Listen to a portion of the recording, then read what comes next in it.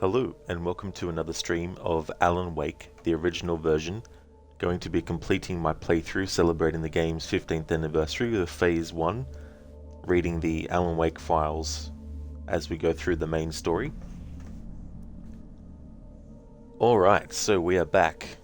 Don't know why the stream crashed automatically, but we're back again. Hey there, Inmita. How's things going?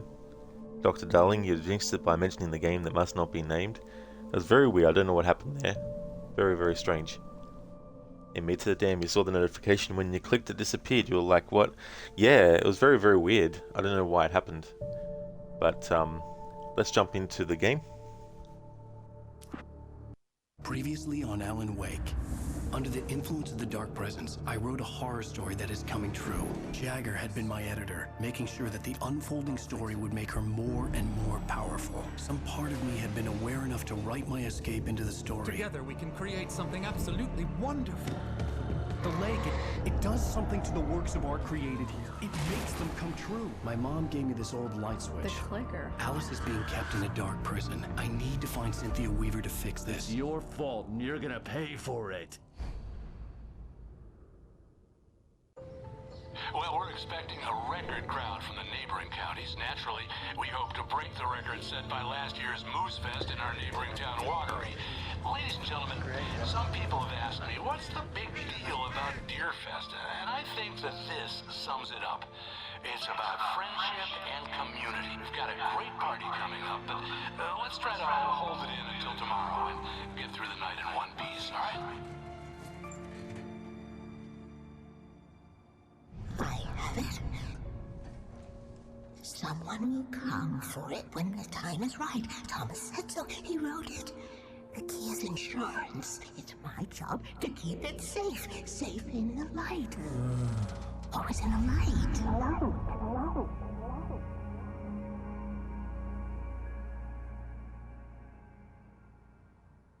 All the manuscript pages were gone. The FBI agent had taken them. I think my tongue just took a crap in my mouth. Ugh. Oh, wait, we're in jail now? Al. Al, this is not good. That about sums it up.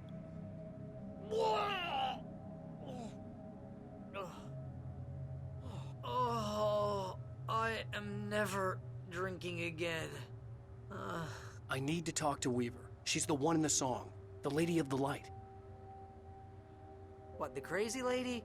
Ugh, whatever you say, Al, but we're stuck here. They're not gonna... interviewed Wake. I had some reading to do first, Sheriff, and let me tell you, it was an interesting read. Well, I've got you now, Raymond Chandler. It's all here. All the evidence, including conspiracy to murder a federal agent. There's no way you're walking out of here. You hear me in there, Bret Easton Ellis? Huh? Agent Nightingale, I want to talk to your superior. Well, we all want things, Sheriff. I wanted my... Look, that's not possible right now. Agent Nightingale, I insist.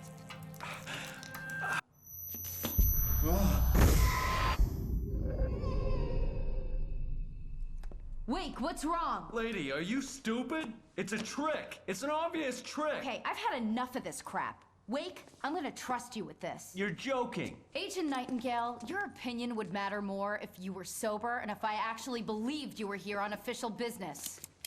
Whoa! Get back in the cell, Stephen King. The only way you're leaving this place is over my dead... Wait a minute.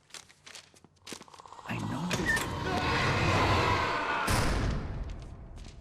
Oh my God!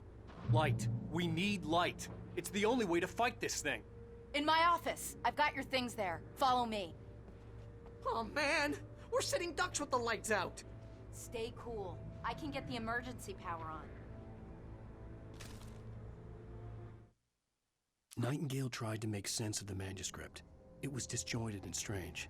He didn't understand half of it, but it all rang true. Impossibly true. He took out his hip flask when he reached the page that described how he reached the page that made him take out his hip flask. It wasn't the booze that made his mind reel.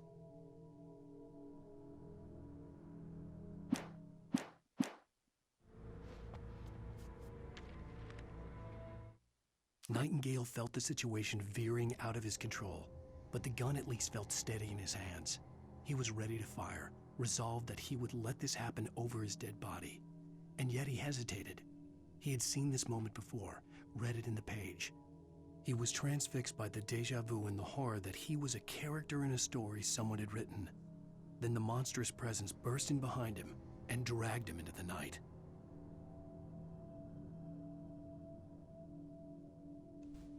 Hey, Mr. Goethe, time to wake up. Time to wake up, Alan. No, 5 more minutes, just 5 more. But Alan, for the past 5 hours, you've asked for 5 more minutes. How's it going, dude? Dr. Darling, it's my flaming eye of Mordor. I love that quote from Barry.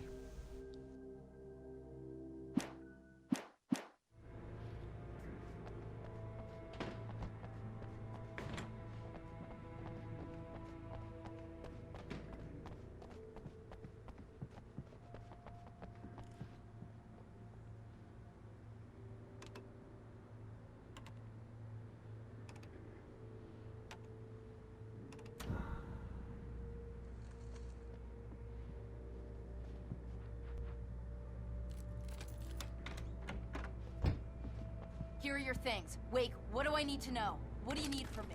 They can be hurt in the light, only in the light. And I need to find Cynthia Weaver. She can help me stop this. Light. Check. Cynthia. She lives in the old decommissioned power plant. I can get you there pretty quickly in the rescue chopper. Come on, let's get back to your friend. Mr. Goethe, good. You're looking at your passport, making sure it's still in good nick. You need to find somewhere safe for it until next year. That's definitely important to do, for sure. That's good that it's all sorted. Oh, no worries at all, Imita. Yeah, the stream crashed for some reason. Not sure what caused it. Are you doing well, working at the moment? Oh, very nice. I'm glad to hear that you're doing well, Imita. I hope work goes good. As for me, I'm doing really, really good. Plan is to finish this game today, and then that'll be the first phase done. But of course, I do have other phases in mind. But I'll do them before the year is out, of course, as we get closer to the end of the year. But yeah, doing really, really well. Oh, no problem at all, Imita. And cheers. Mr. Goethe, then you're going to buy 3 Japanese games to play either Ronin or Ghost Racy Shadows, even if it's just to distract you or hype you up. That's totally fair as well, whichever one you feel in the mood for, and maybe which one is the most value. Wheeler, I need you to stay here. What? No. We're going to fetch our ride, but I have friends who need to be warned about this, and I can't be in 2 places at once. I need your help. Well, okay. Here's a list of people and phone numbers. I need you to call them and tell them you have a message from me. Night Springs, okay? They'll know what to do. Night Springs? Like the TV show? Gotcha. Oh, hey, that radio guy is on the list. Maine. Who's Frank Breaker? He related to you? My dad. Hey, is this like a secret society? Can you do this? You'll be safe here. The backup power's on. These guys need to be alerted, just in case we don't come back. You'll come back for me though, right? As soon as we get the chopper ready. Thanks, Wheeler. I owe you one. Okay, let's go, Wake. Through the back. My hangover wants a pizza. You think there's any way I could order one, Al? My hangover wants you to shut up and get to work. Hello, Mr. Breaker? This is Barry Wheeler. Yeah, I know it's late, but listen, the sheriff, Sarah, asked me to tell you something. She says Night Springs, okay? So I guess she... Yes, sir. Okay, No, she's okay. She's just busy, so she asked me to... Oh, no. Actually, I'm a literary agent, sir. I'm just helping her out because she's busy right now.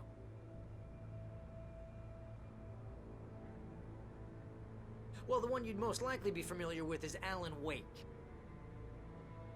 You're kidding? Well, I'm glad to hear that, sir. I'll tell Al you said that. That's really nice. But listen, I really need to make some more calls here. You got the message, right? Yeah, that's right. Okay, thanks, sir. Bye now. Hey, the sheriff's dad is a big fan, Al. Said you're the best thing to happen to crime fiction since James Elroy. I think he was a little drunk, though.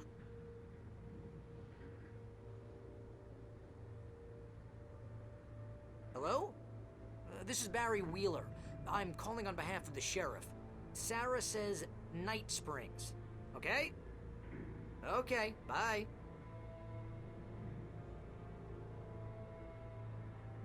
Hello? Hi, Barry Wheeler. I have a message from Sarah. Night Springs. Okay? Bye now.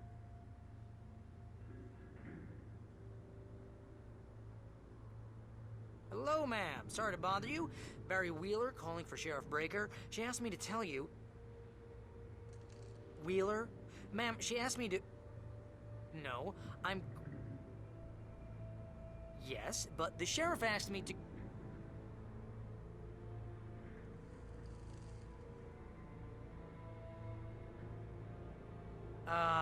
Yeah, I think this is gonna take a while, Al. You better get going.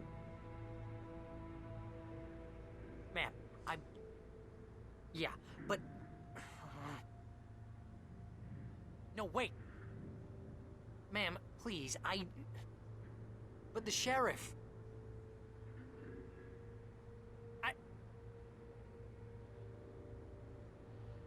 But ma'am, I'm supposed to...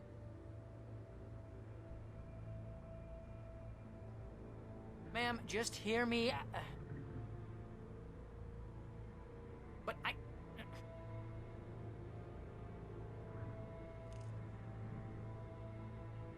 But she said... Ma'am, Yeah, but... Yeah, wait. but... no, wait. Ma'am, please, Hang on. Please, But the sheriff... But the... But... But ma'am, I'm supposed to... Shush. Ma'am, just hear me. Shush. But Shh.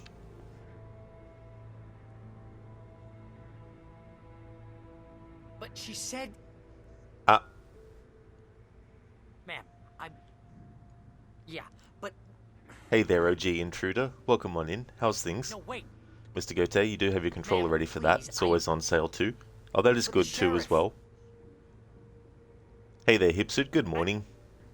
How's things going? Hey there, Oliver. I'm supposed Is to- this Rod awake? I think so. I hope so. It'd be funny if I was Ma'am, actually just asleep, hear but me. still able to actually stream and talk and be aware of what's in chat. And me to the legend had it that he's still on the phone 2 years later. Lol. Pretty said- much in Vita. Yeah, it's so funny that you can hear extra dialogue from Barry. Yeah, but... Hipsuit, things are pretty good, apart from you not sleeping last night. Oh, sorry to hear about that, Hipsuit. Ma'am, please, That really does suck. Hopefully you the can get some sheriff- better sleep next time, though. But ma'am, I'm supposed to...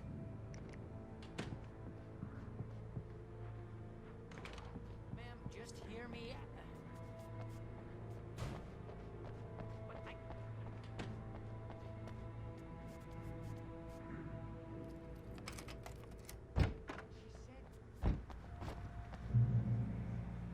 Oh, hell. Whatever took Nightingale must have broken the gate controls.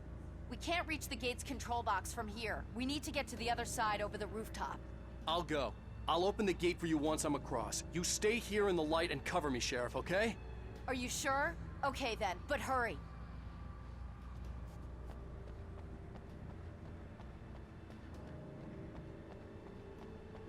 ma'am, just hear me. But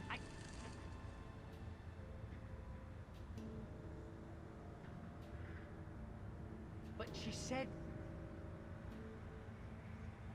Ma'am, I needed to reach the rooftop to get to the other side of the broken gate. No, wait. Ma'am, please,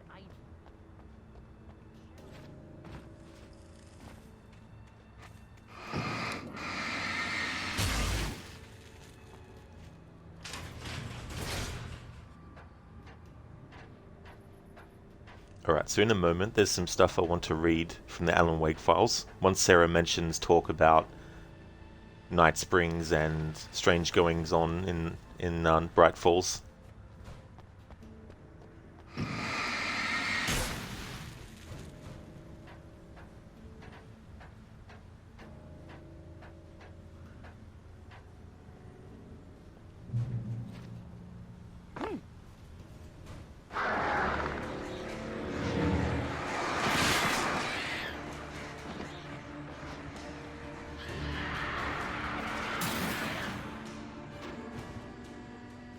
Hey, Sheriff!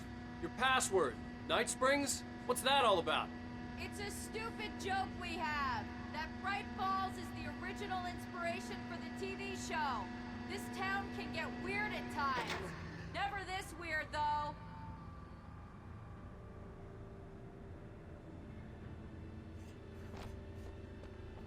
You need to bypass the damaged control box. What am I, an electrician? Hold on!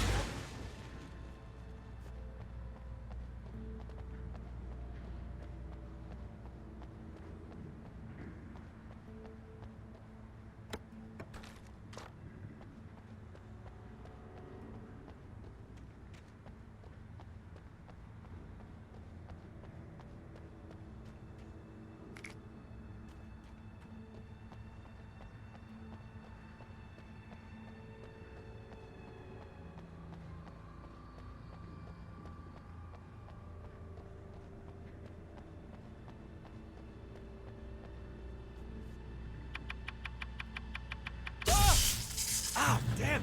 That's smarts.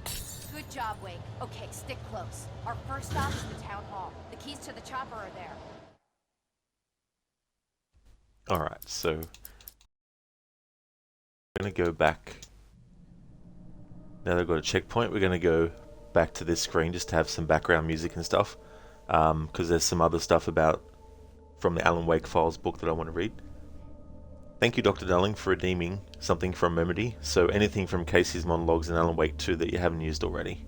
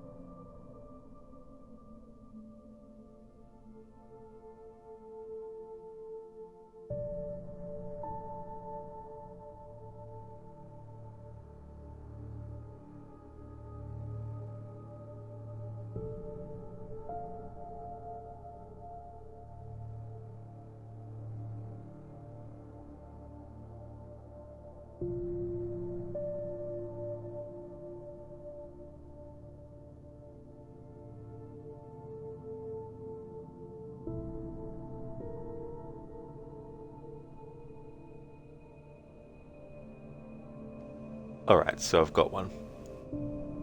They say God made us in His image. Just like us, He is an uncaring, cruel son of a bitch. Having made it in heaven, He doesn't want us there, dirtying up all that nice white upholstery. And He doesn't want to reach down to help us. He gets his kicks just binge watching us struggling, hurting, killing, dying, screwing it up again and again, lazily stirring it up when things threaten to get too placid. This city is only here to satisfy his sick, voyeuristic pleasures. There we go, that's from Alan Wake 2.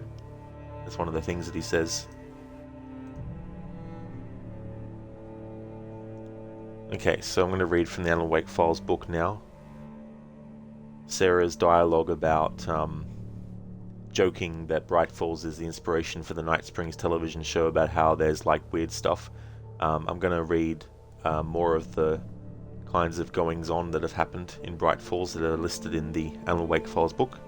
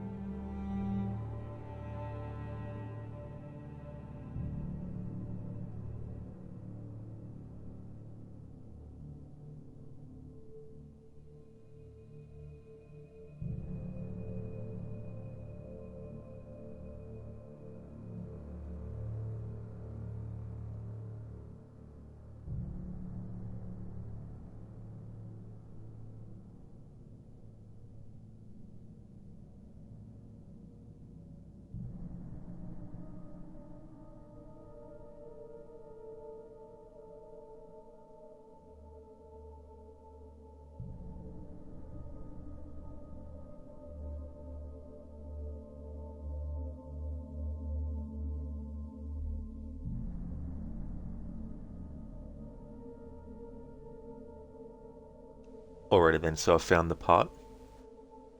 Bright Falls, pardon me. Bright Falls, a history. The following article is taken from a larger work, Bright Falls, a history, edited by Conrad Breaker. Copies of the book can be easily located at the town's library or bookstore, but this chapter was found among Agent Nightingale's effects, cut from the book with a razor. When contrasting the content of this chapter to the rest of the fairly benign book, it's easy to see why it appealed to Nightingale. A History of Oddities in Bright Falls by James Alvord. For residents of Bright Falls, a sleepy town of only a few hundred, strange events that may seem like an aberration in most communities of its size have become commonplace. Research into multiple Pacific Northwest news archives has revealed that the area has actually been something of a hotbed of tall tales and paranormal rumors since at least the 1850s.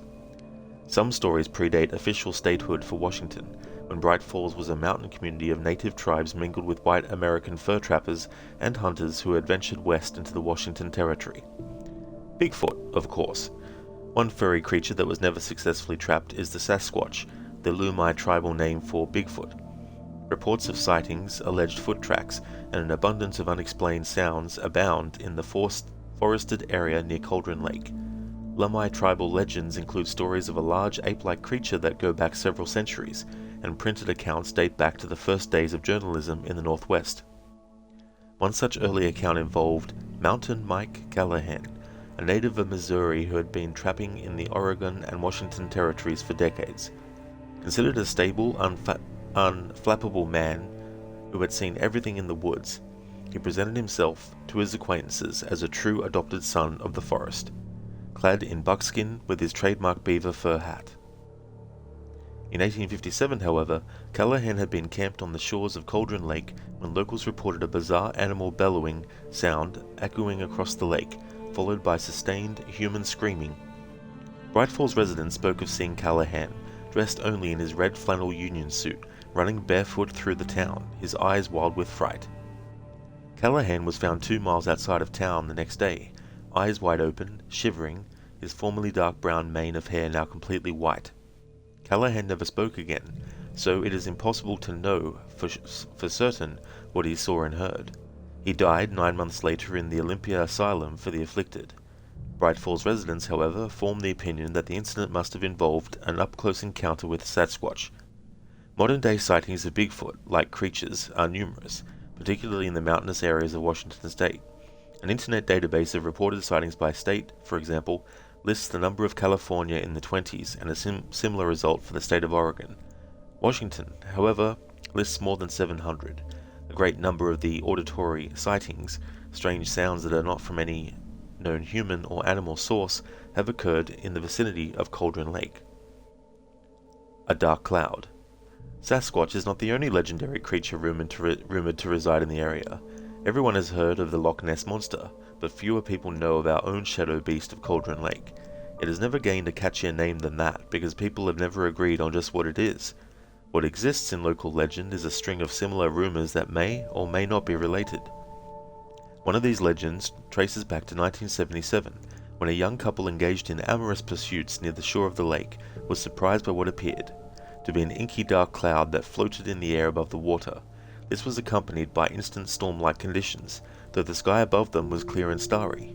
The names of both people were withheld in the press coverage at the time, as they were underage and there was a possible investigation into misdemeanor activity ongoing, but there were anonymous quotations from both witnesses that described snake-like tendrils emerging from the cloud, and an unearthly shrieking sound accompanying the storm sounds that emerged from the floating shape.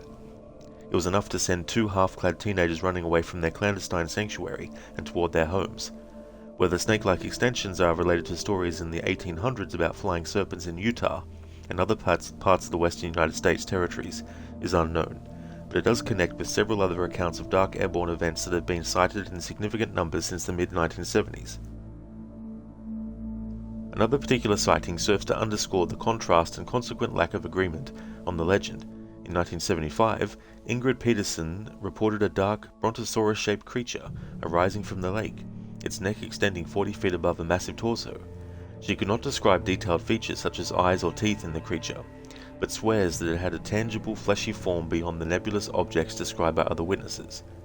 The consistent thread is that this, too, seemed as though it were made from darkness itself. A darkness so intense that the contrast can be seen even at night. Peterson's account was largely dismissed, however, because of her history of alcoholism.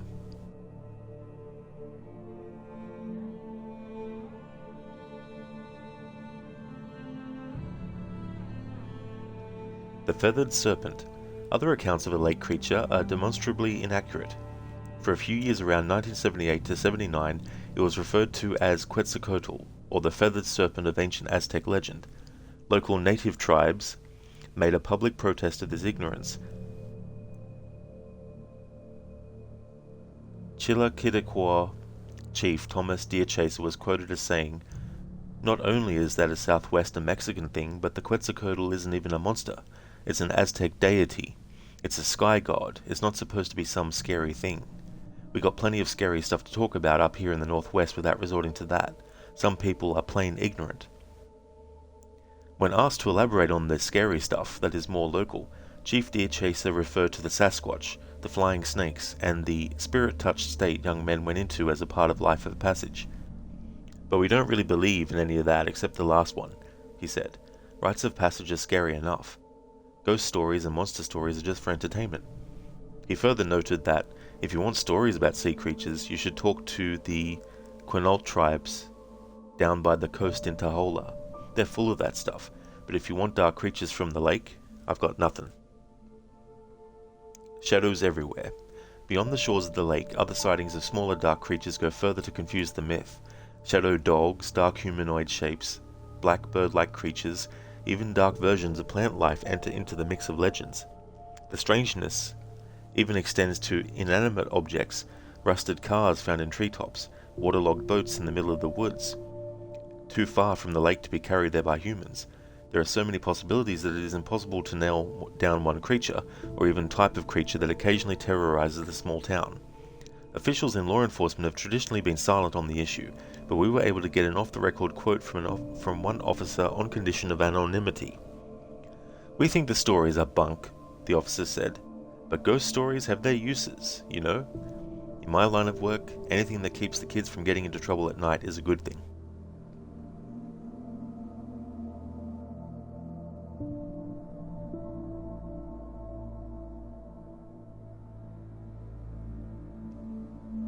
Alright, let me have a look for a moment.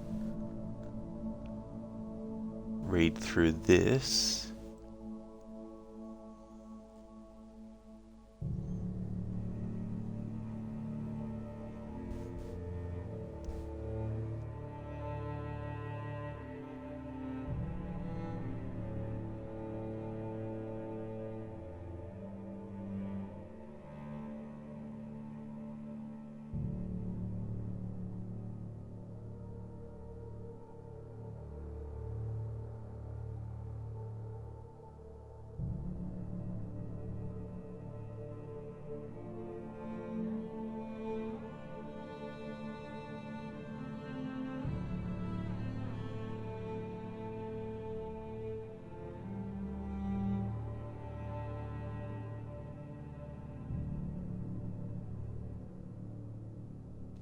Alright, so there's an element of this that I want to leave until we get to a certain point.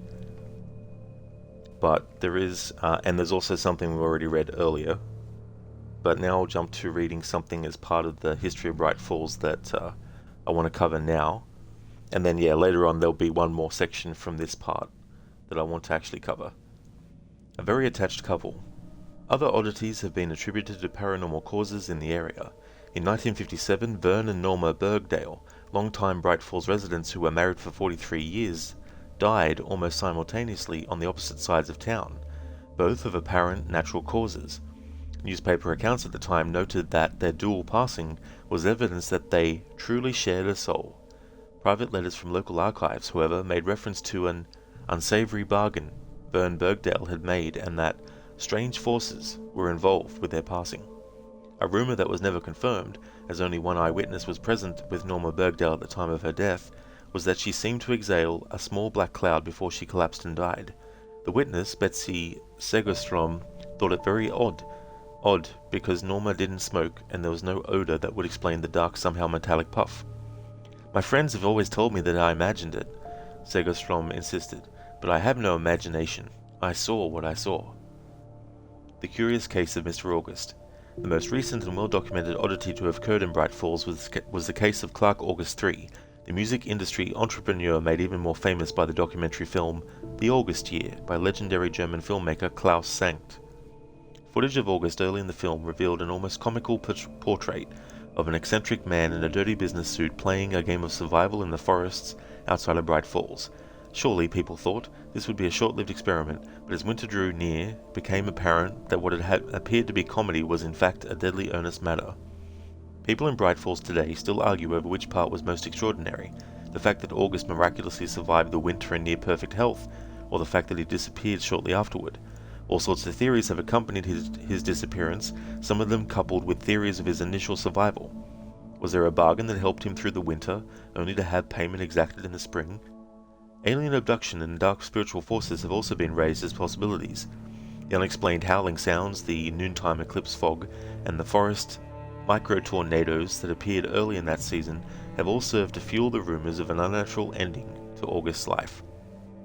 Sheriff Sarah Breaker was flummoxed by this forensic anomaly.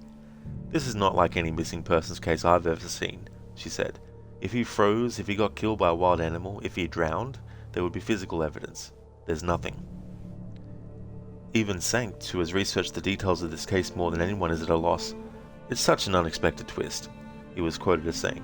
"You think you're at the end of a strange story, and then it has this incredible denouement that throws everybody. We don't even have answers to the main part of the story, which is what happened that winter, and now we may never know what followed. It's difficult to get an explanation from someone who has vanished off the face of the earth."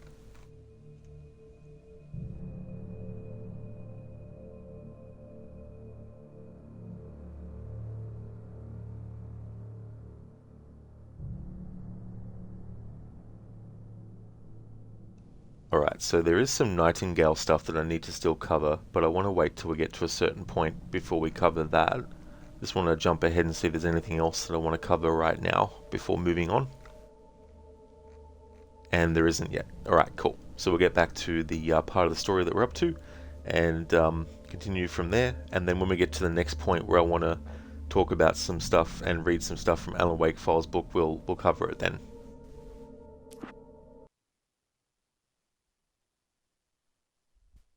Damn, that's smart. Good job, Wake. Okay, stick close. Our first stop is the town hall. The keys to the chopper are there.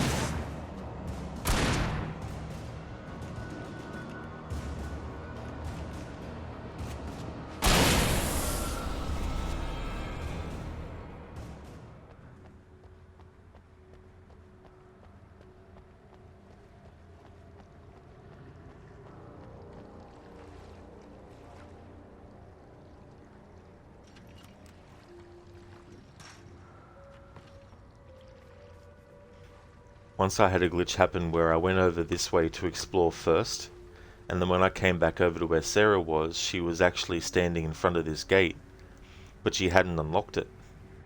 And no matter how much I tried, she wouldn't actually open the gate, so I had to reload a checkpoint. So ever since then, if I've wanted to go over and check this part where the Bright's Diner is, I always make sure to get Sarah to open this door up first, and then go and have a look.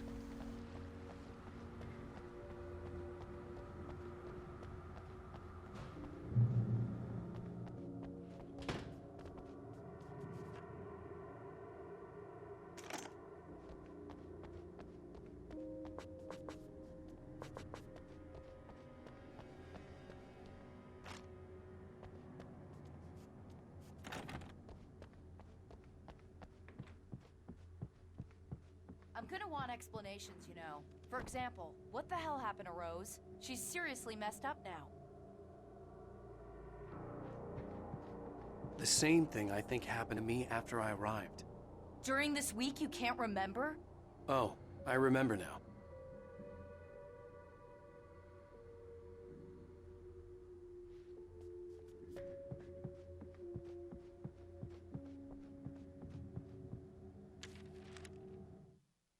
Barry was in his element, making calls, making things happen, even if he didn't entirely know what those things were.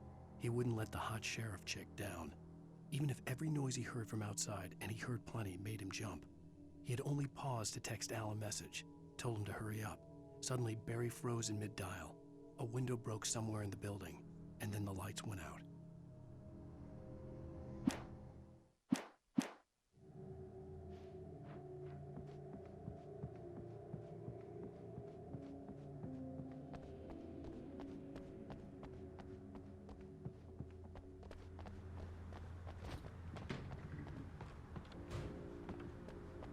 Dr. Darling, you didn't notice today's stream title. Oh my god, spoilers. Oh no, for a game that's been out for 15 years now? Say it ain't so.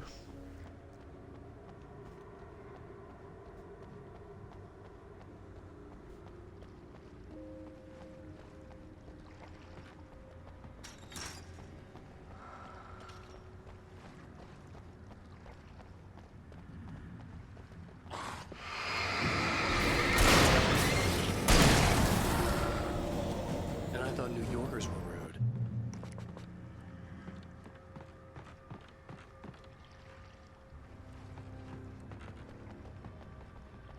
You have the right to control. I understand these rights.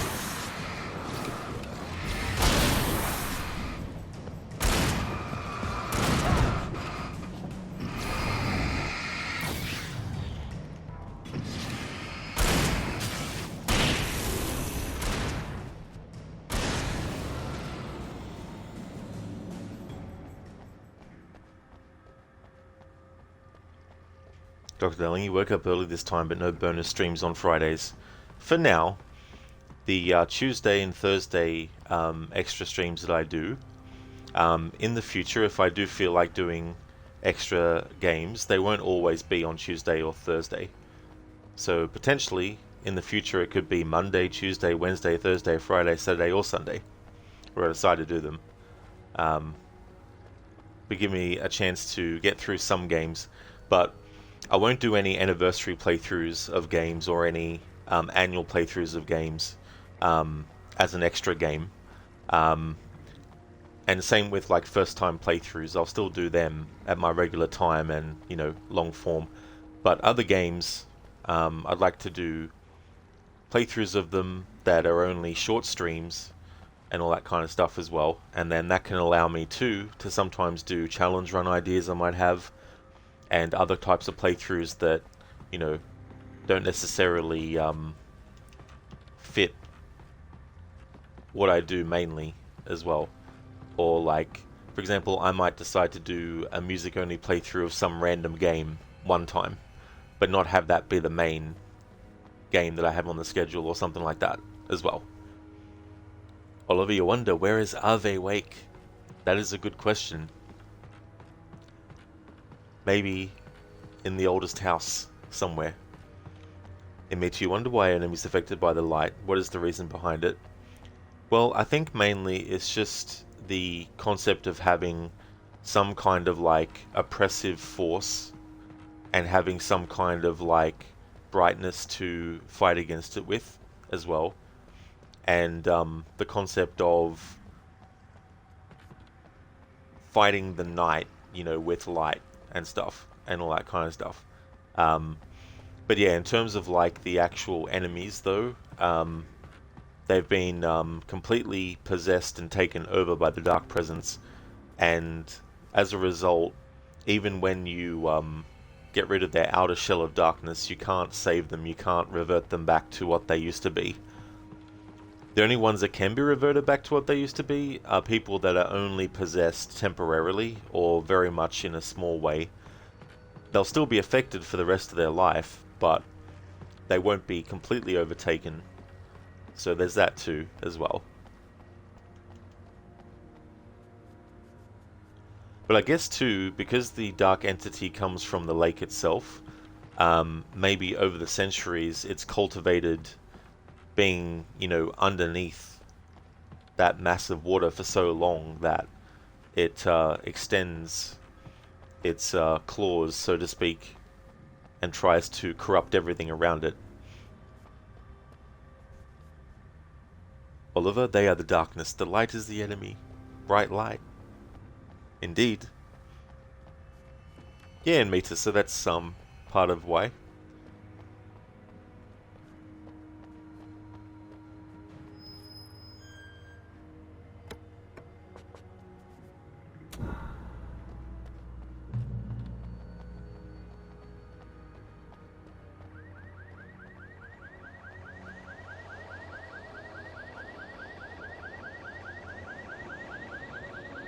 Wake, over here! There's light!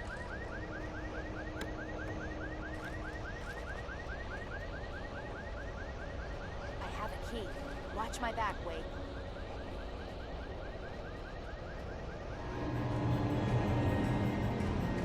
It's an ambush.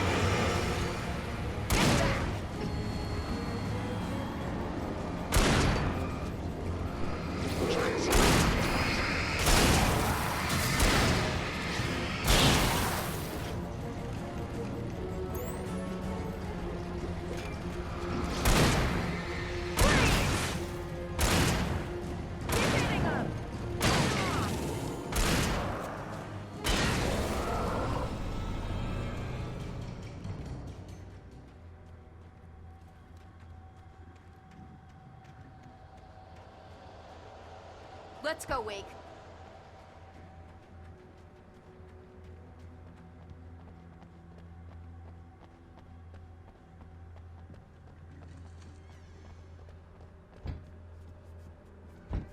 Okay, someone's messed with the fuse box here, but you should be able to jury-rig it while I find the keys. I already got electrocuted once today. How about I look for the keys and you get burned for a change? Fine. They should be in the clerk's office on the other side of the building, near the main entrance. Gotcha.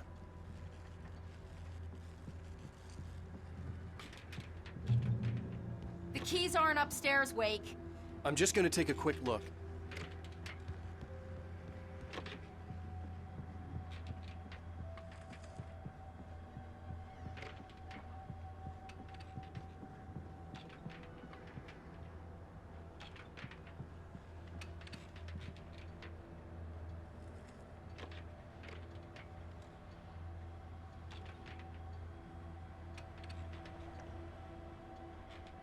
Indeed, Oliver. Very spooky game. Imagine being on your own, late at night. Hey Mitra, just reminded you of the vigilance of Standar in Skyrim that say, walk into the light and we'll drag you to it. He's like, but no, I don't want to. Too bad. Hey there, Keone. Welcome on in. Wake up, Alan. Exactly, wake up. Come on. Stop sleeping. Oliver, you can never take me from the shadows. You'll never take me alive. And Mitra, Alan looking for Oliver.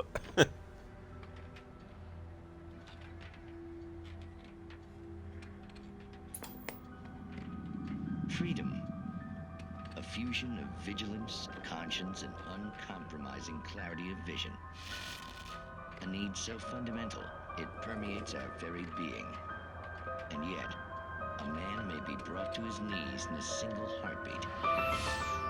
In Night Springs. Tonight's episode, Taken in His Prime. For young Manny, the night hasn't been kind. He's a marked man, selected for a lifetime of servitude after answering an ad in the newspaper.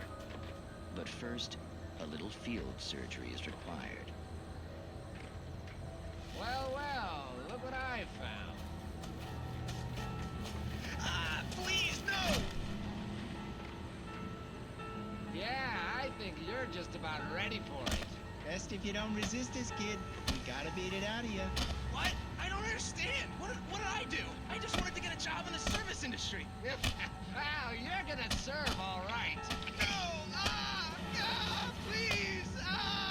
There it is! It's coming out now. Right between the self-esteem and the childhood traumas. What are you doing to me? Quit squirming. There, I got it. Believe me, kid, this free will thing is more trouble than it's worth.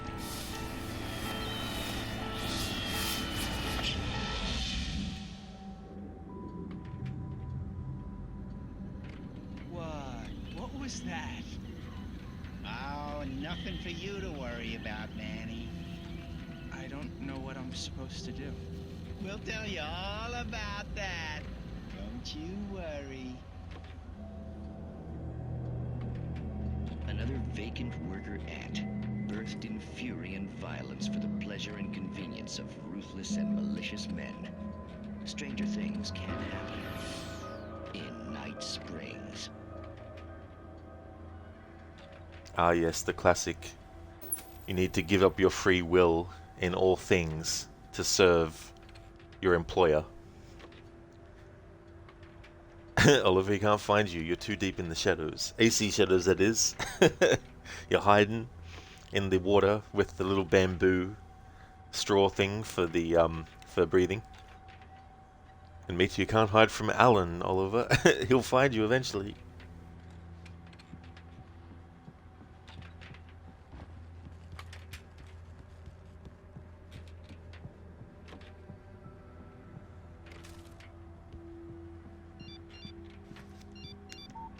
The message was from Barry.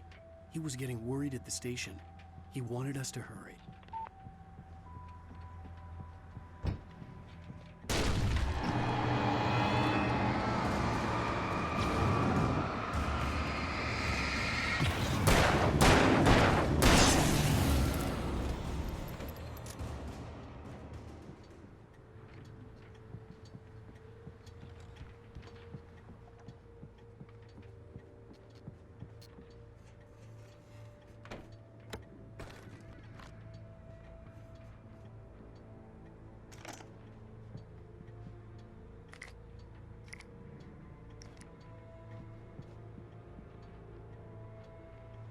Okay, Sheriff, I got the keys.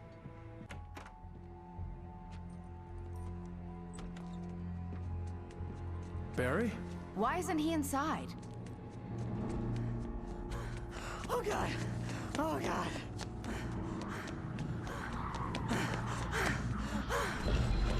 Barry! Look out! Barry, move!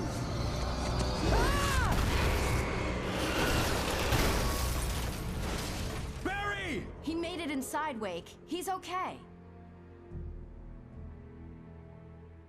The storefront's blocked. Come on, Wake. Let's go around. We can meet him in the back. If you want some extra dialogue, if you go over near the bus, you'll get it.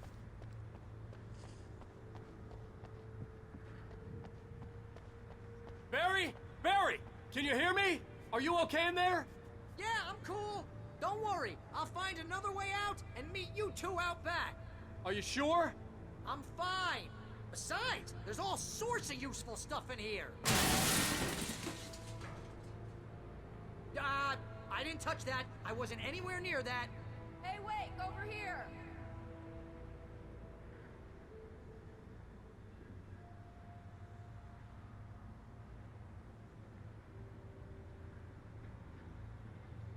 It's like, Barry, what are you doing knocking shit over?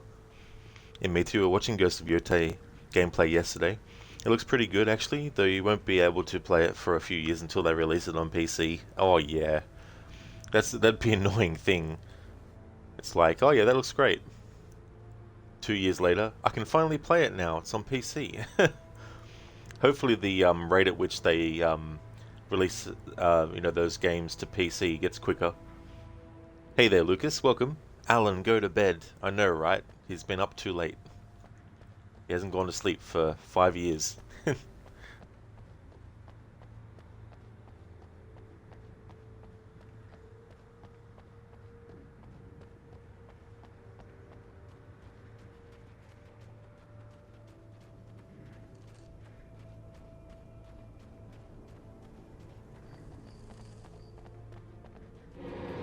It's rabbit season. Duck season.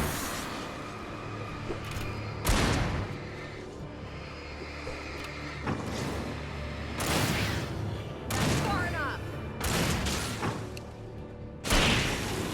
Keep hitting him!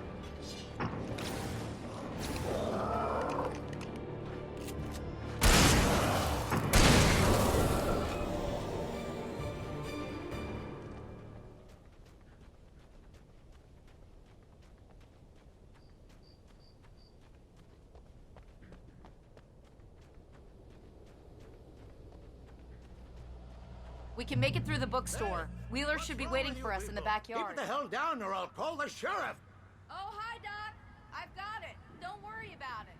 Sarah, about time somebody showed up. All the shooting in the air is idiotic. One of these days they'll kill somebody. And over Deerfest. I know. Go back to bed. He's got a point, Wake. Look, this town can't take this. It's me they want. The sooner I get out of here, the sooner you can all get back to life as usual. I hope you're right. Come on, let me get this door open. Wait, you got the keys to the bookstore? Perks of being the sheriff. A girl needs to get around.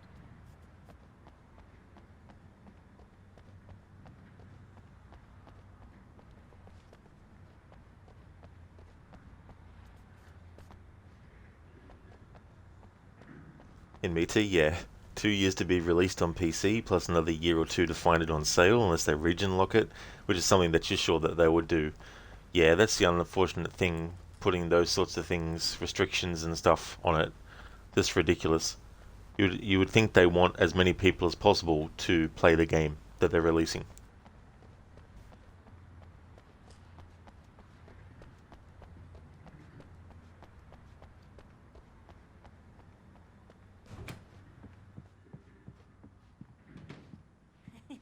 They're really taking advantage of your presence here, Wake.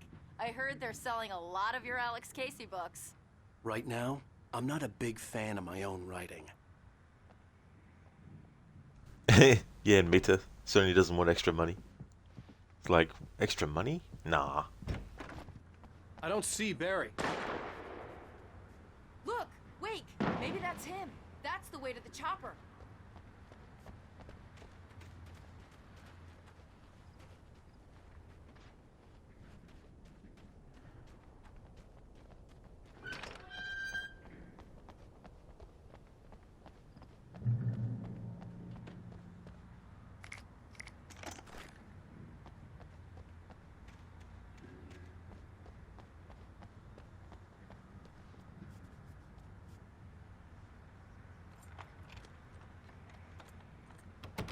I'm gonna give Pastor Howard a piece of my mind about this lock. Ugh, I told him to get it fixed. Here they come. Physical labor. Let's take a break.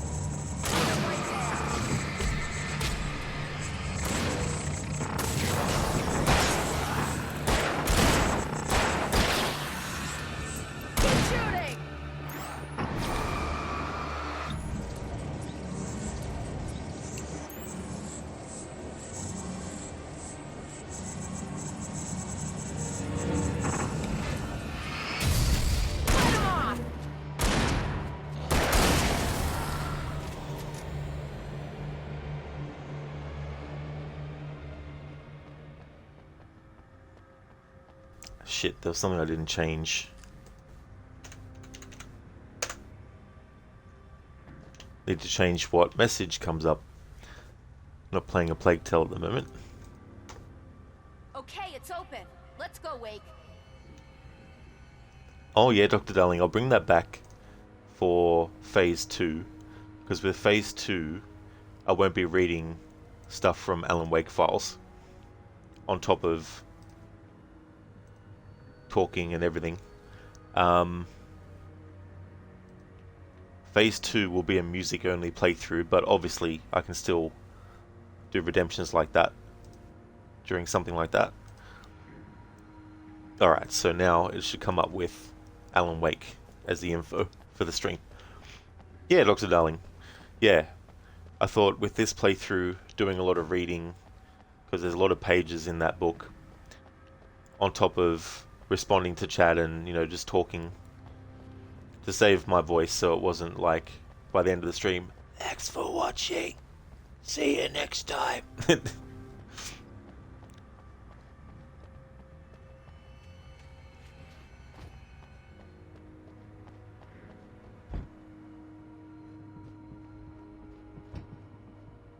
Wow. We keep them lit all night long on the night before Deerfest. Why? Well, it's tradition.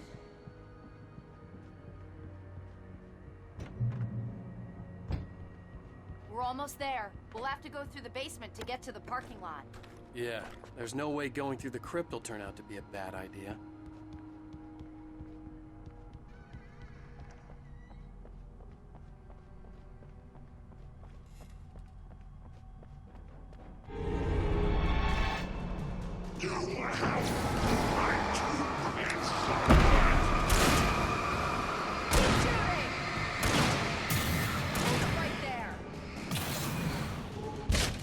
Did you call 911? Guess that one saw the light, huh? You didn't like that one? A tough audience. Well, I got plenty more. What are the Christmas lights for?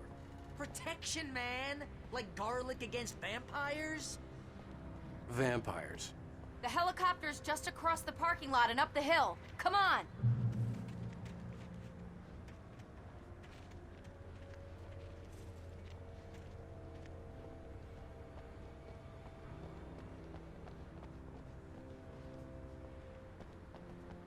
Barry's all kitted up. In Meta, you're wondering why is there no title, no game lore, you need to reload. Oh, that's fair enough in Meta, yeah. It's so funny, something I've noticed now too is that I have to change the stream title before I go live and make sure it matches the stream title I've set up if I'm streaming from the PlayStation, because I've noticed that when I do go live, it'll actually come up saying that I'm streaming the game I streamed previously, not the game I'm actually currently streaming. I'm like, what the fuck? So now I got in the habit to just having the title and then putting it in both places, just to cover my bases. It's still annoying though, because like, for example, when I did GTA 3 the other day, it automatically changed it to games and demos category on Twitch, and that's really annoying too, because even though you can change it, and new people coming to the stream will see that it's changed, when the VOD's finished, it still comes up with that initial category. And then on your own page too, if you have the images for what games you've streamed recently, it'll also keep that up on screen. So not only will it say that you've been streaming games and demos when you actually haven't, it'll also say what other games you've actually streamed that the category recognized by. In Meta, you do the same. You change the title and game category as soon as you end one stream. It's definitely a good idea to, you know, like there's certain things that you just start to get into a habit of doing.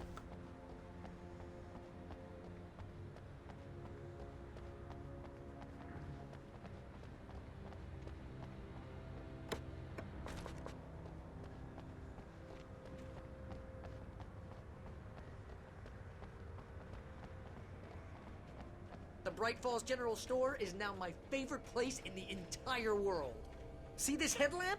It's like a superpower. I can just look at one of those things and they die. It's my flaming eye of Mordor. I wish I didn't say that. Yeah. Hey, I want a headlamp. Last one. Bastard. Barry said the thing.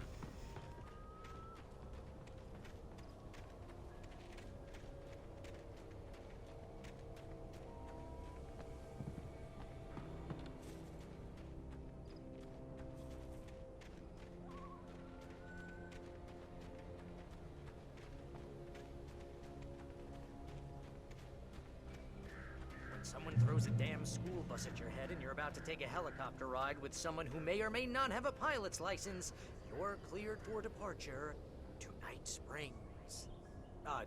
No offense, Sheriff.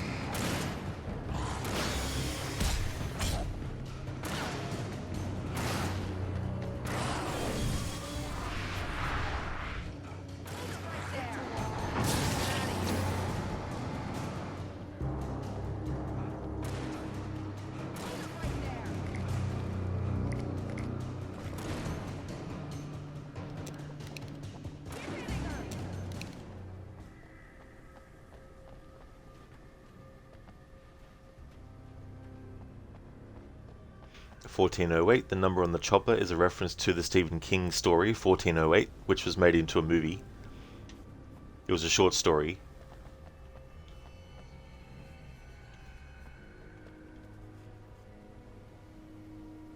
Oh, that's a good idea too, Anmita. Since you've been mostly playing Witcher 3, you only need to change the part number. It makes it much easier to keep track of as well.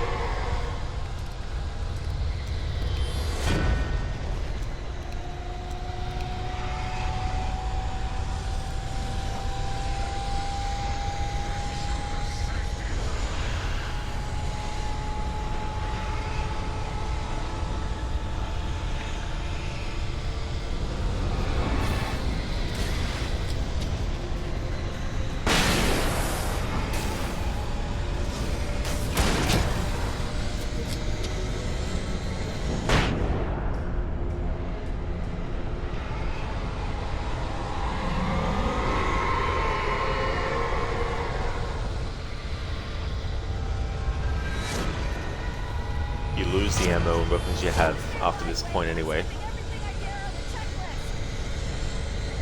So you may as well just use up any ammo you've saved.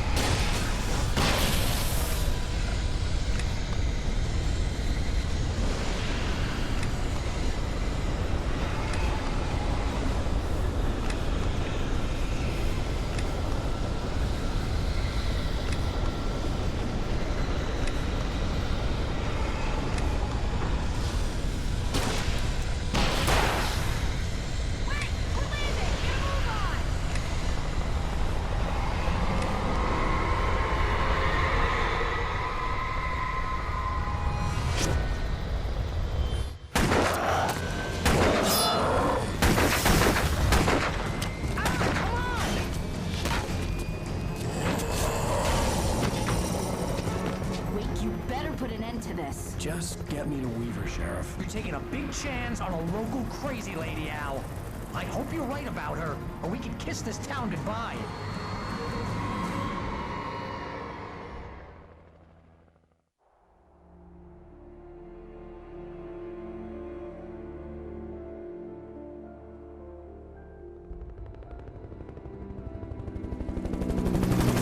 I hope you know how to deal with this, Wake. I guess you New Yorkers are used to rough situations like this. Right. The city's a war zone. King Kong, mutant alligators, and Alex Casey shoots the place up every weekend. Look, I never even carried a gun until a couple of days ago. Well, my dad used to be a cop there. Tells some pretty wild stories. Stuff like this? No, just normal bad stuff. Kinda like your books, Wake. I used to tease Dad that he was just like Alex Casey. You've read me. Oh, sure.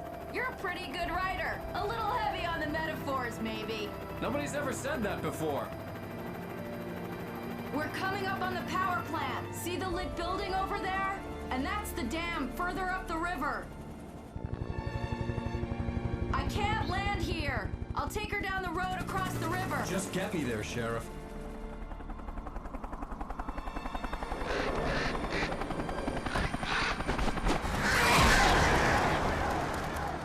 Hold on! Ow! Son of a bitch!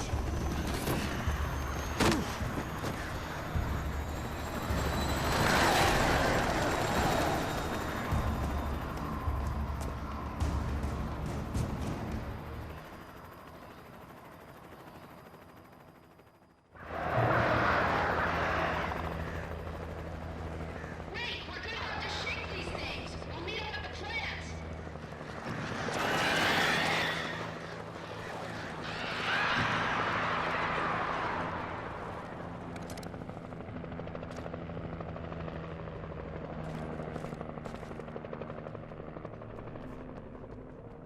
Exactly, and Mita.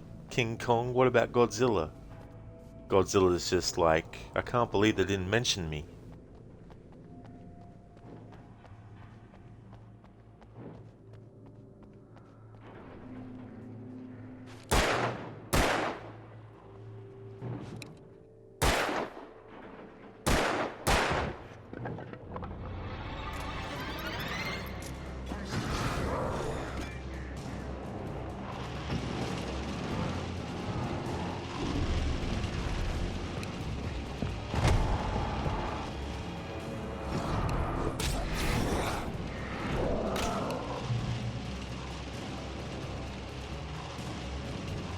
Yeah, and Mita Godzilla's like, am I a joke to you?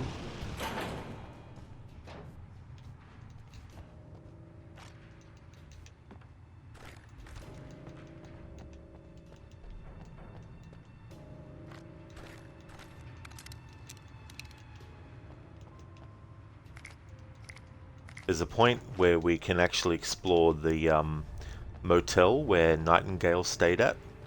And that's when I'm going to actually go back to the Alan Wake Files book and read some Nightingale stuff.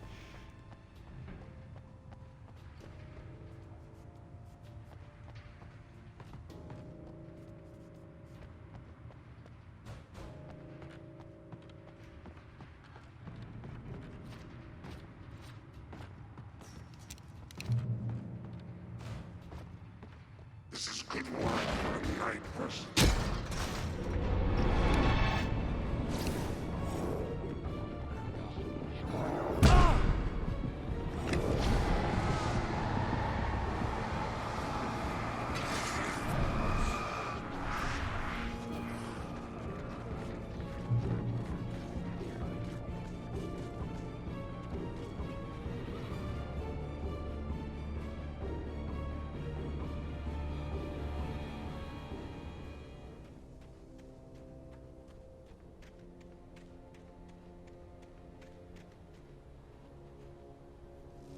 The power plant glowed in the night. It was close, but I had to find a way across.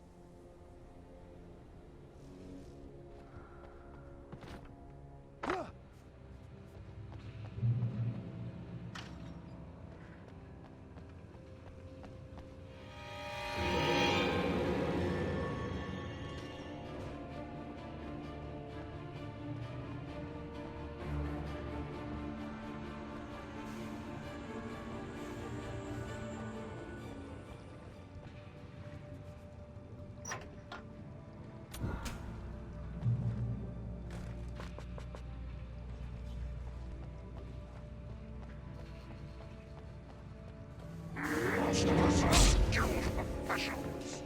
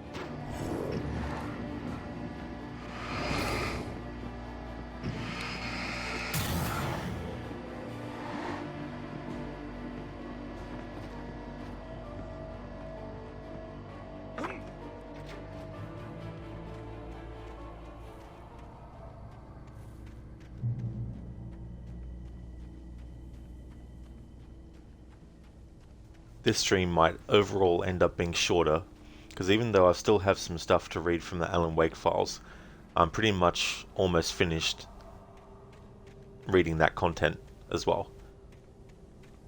And the last episode is relatively short overall too.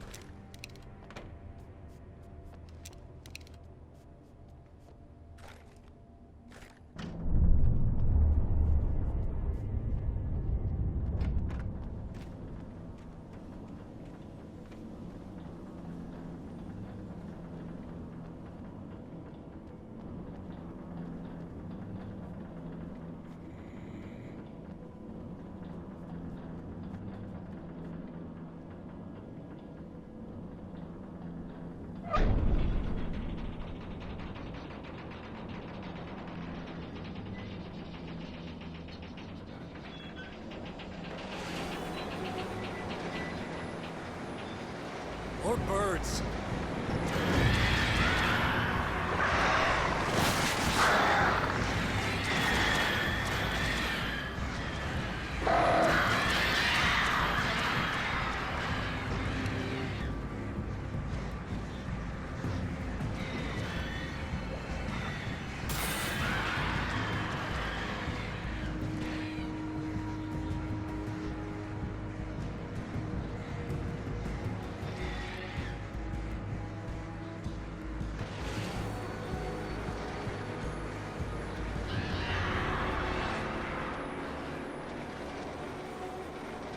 And now for the final Night Springs episode.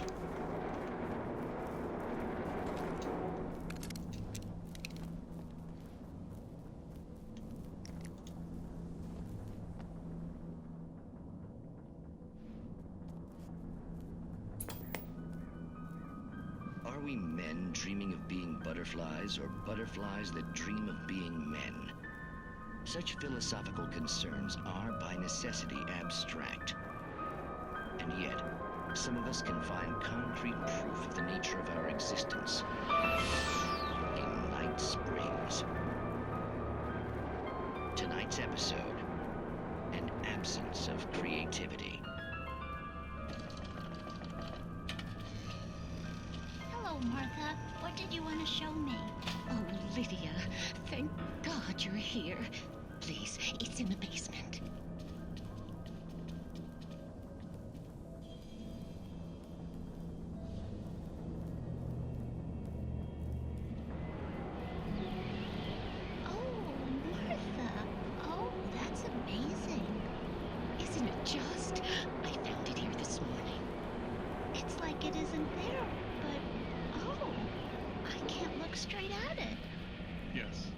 I'm sorry about that. Oh, how did you get here? Well, I'm trying to work. Did you put this thing here? In a way. To be more precise, I put everything here but that. Really? But what is it? Oh, I guess the temptation is to call it a hole, but it's really an absence, a profound lack of reality. In Martha's basement? Yes, I was doing so well, too. I came up with 2 old ladies and put something really weird in the basement. It was a great start, but I'm completely blocked now. I can't imagine what I was up to. Well, surely it's just an ordinary basement. Is it? Why did you call your friend here, then? Well, I don't know. Oh, well. Couldn't you just ignore it? Oh, no, I couldn't do that. It would probably turn into a plot hole. Might be one already. Could sink the whole enterprise. Oh, my. Listen, ladies, not to be rude, but I'm really not at all sure where I'm going with this, and you're just not helping. You should just go back upstairs for a cup of coffee while I try to figure out what I'm up to. Well, if you think that's best. Maybe I should just stop here. Or is that too moronic? Is that too moronic? Indeed. Who can tell? It's a fine line between the stupid and the sublime. In Night Springs. I've always liked that one too. Because it's also a meta commentary on writing, where you might come up with this great introduction to something. You might have this setup that you really like, and then you hit a stump where you're like, okay, so what do I write now? And then you get writer's block, and it's like, oh.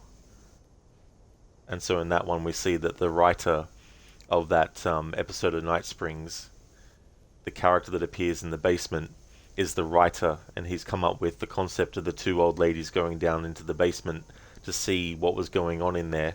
And when they finally do, they find him, and then when the character is like, surely this is just a regular basement, and then he's like, is it? Then why'd you bring your friend down here? You know, that kind of stuff as well.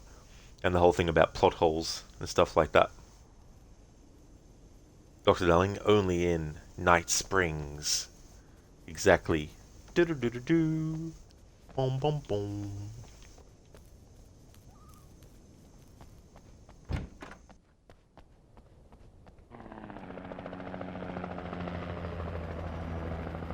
We managed to lose the flock. You're almost at the power plant. Keep going. We'll give you support.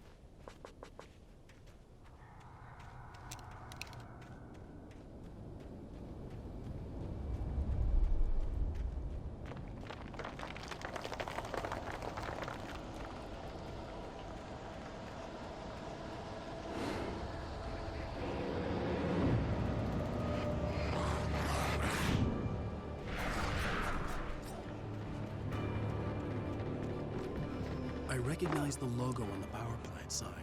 I'd seen a version of it painted all over the area, signifying hidden caches of supplies.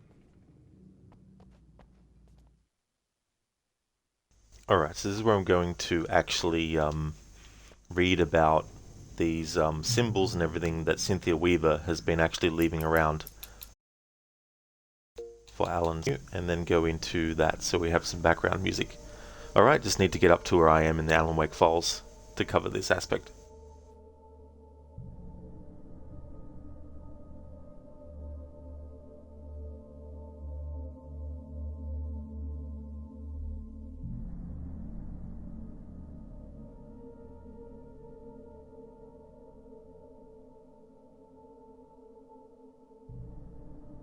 Alright, so going back into a history of Bright Falls, there was a section that I wanted to leave until we got to the point where Alan pointed out that the symbol for the power company is the same one that he's been seeing around the game world, painted with yellow paint. Lights in the sky. Paranormal activities and other strange events have not been limited to creature sightings. In 1901, before the invention of the airplane, and before the widespread introduction of electricity to Bright Falls, residents reported a series of incidents involving hovering lights just above the trees. The sightings occurred on 4 separate nights through the summer of that year, with each incident reported by multiple people. One resident, Tobias Crane, created an oil painting of the scene decades later from his childhood memories. The painting, called Floating Lights Over Cauldron Lake, now resides in the private collection of Dr. Emil Hartmann. It depicts children by the shores of the lake pointing skyward while strange lights illuminate the water surface. Dr. Hartmann's collection, while not on public display, is reputed to be one of the largest gatherings of art depicting bizarre unnatural phenomena. It is unknown whether these strange lights are related to the more recent rumours of illuminated messages found in the nooks and crannies around Bright Falls. None have ever been photographed, but multiple reports from disparate sources certainly point to a trend. Local law enforcement seem less enthusiastic about these reports. "We've never caught anybody at it," said our same anonymous source. But you can bet that if we do, we'll give these kids a little talking to. We've got our eye out for any kind of mischief. A survey of local teens produced blanket denials of vandalism, along with several shaky reports of sightings. "There were messages," said one young woman. "I haven't seen them myself, but my boyfriend's cousin did, and so has one of my sister's friends. All different messages too. Strange things like, 'Walk in the light,' and these odd symbols and arrows, stuff like that." Despite the lack of photographic evidence, a few artists' renderings of the strange messages have been recreated with the assistance of the alleged witnesses. A common thread that gives the story some credibility is that all witnesses have described the symbol of a torch alongside the bizarre messages. There we go, so that is the final part of the Alan Wake Files book. The final part of the Bright Falls of history in the Alan Wake Files book. And so the only other things I have left now to read from the Alan Wake Files for this playthrough is stuff about Agent Nightingale. There was a part of the introduction by the character Clay Stewart that I actually skipped, so I'll definitely cover that again as well, and then read some stuff related to Nightingale. When we get to the point in the game where Alan actually goes to the same motel that Nightingale stayed in, that's when I'll actually cover that part.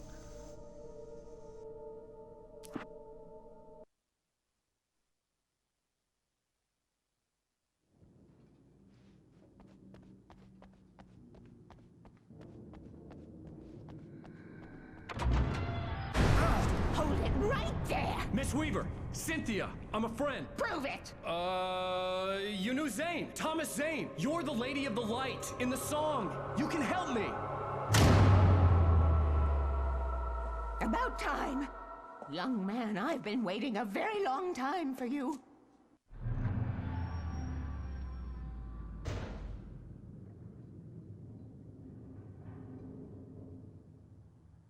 It's in the well-lit room. Excuse me? What you'll need to drive the darkness back. The well-lit room is at the dam. I built the room to keep it safe.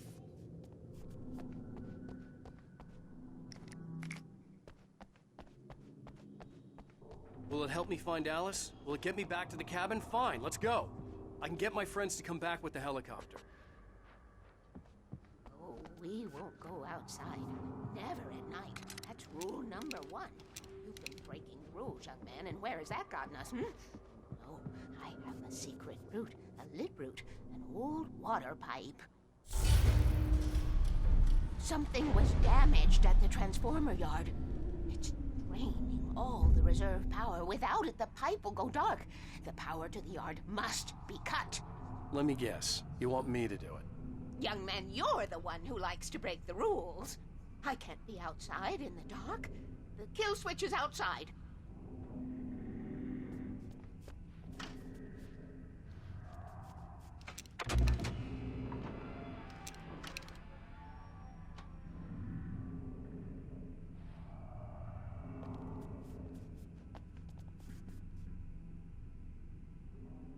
Hey there, Shaky. Welcome on in, dude. The switch is on the wall facing the shore.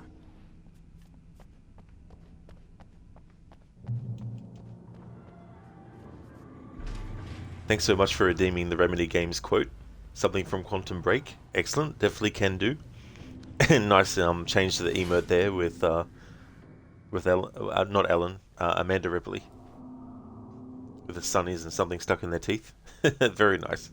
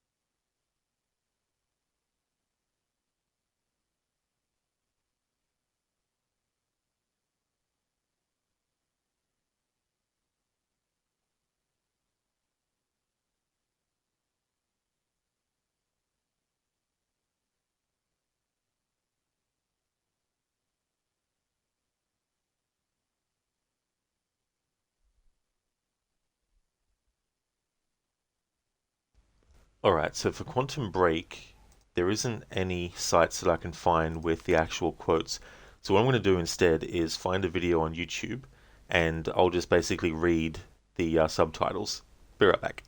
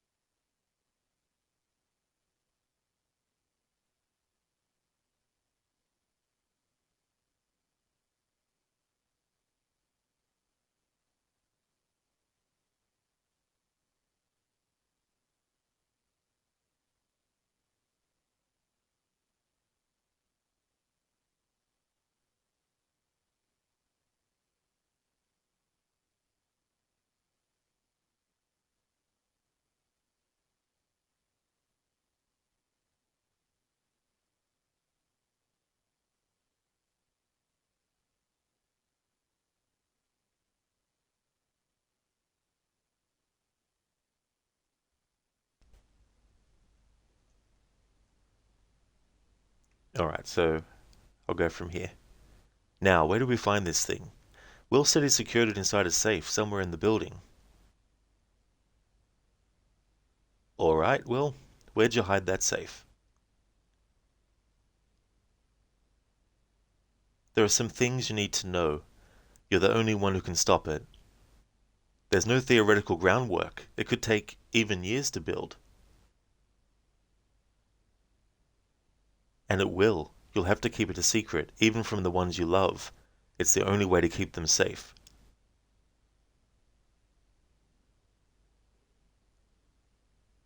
You witnessed one, didn't you? An echo.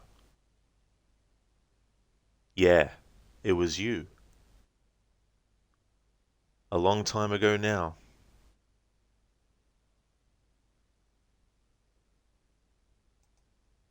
Alright, so that was the part in Quantum Break where Jack and Beth are back at the place where Will had his hideout, and basically Jack is seeing an echo of a conversation that Beth had with Will about what he had to keep a secret, which was the creation of the time machine.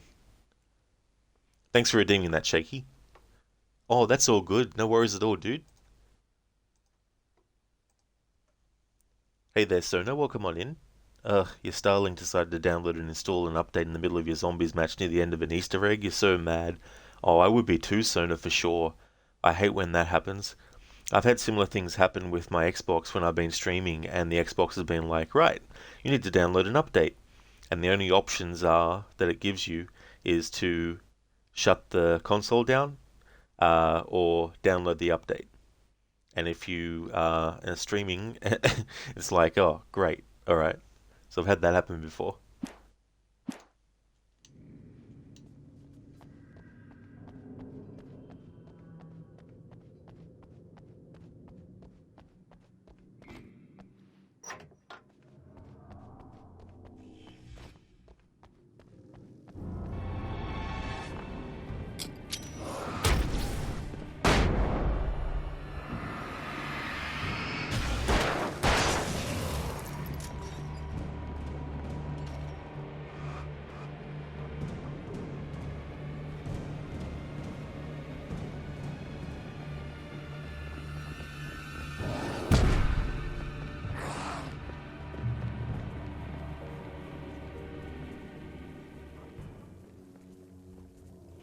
Sonan, the map was Shattered Vale and it takes forever and a half to complete too. Oh, bloody hell.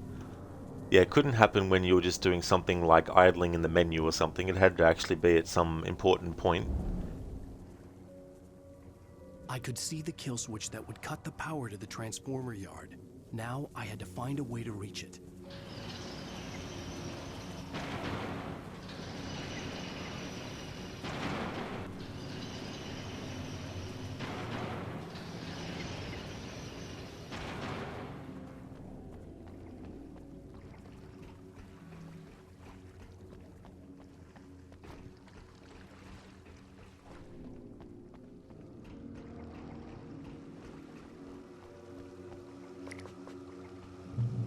Designs these things.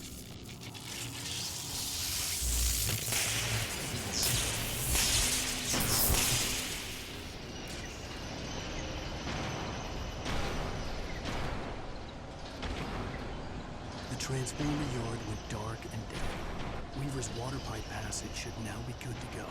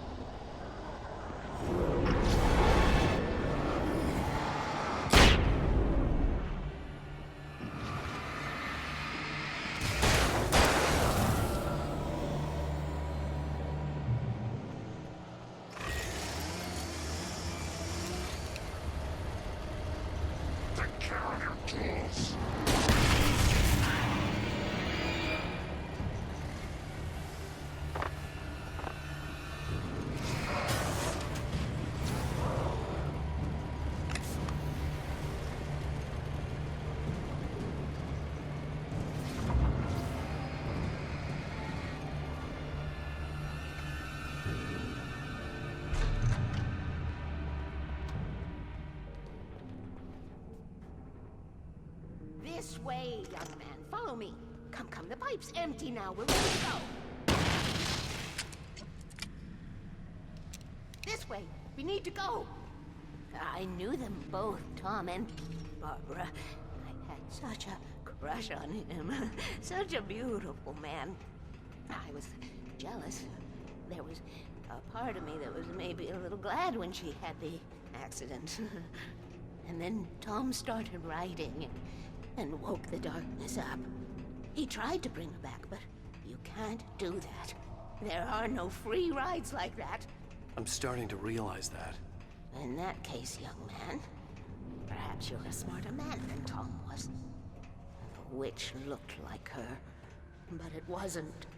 Barbara was sweet. He didn't understand until it was too late. He tried to undo it, wrote himself, her, everything he'd ever written out of the world. Oh, he was so famous. And afterward, no one knew. Oh, Tom. He left only one thing behind in my care, in case it happened again. Insurance. He trusted me. Or perhaps used me a little. Tom knew how I felt. Knew I wouldn't refuse him.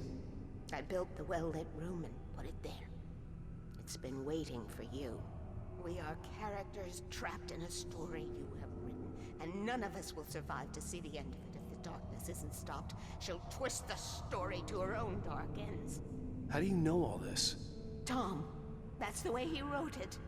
He still talks to me, you know, in television, from beyond, from below. We have both been touched by the darkness, young man.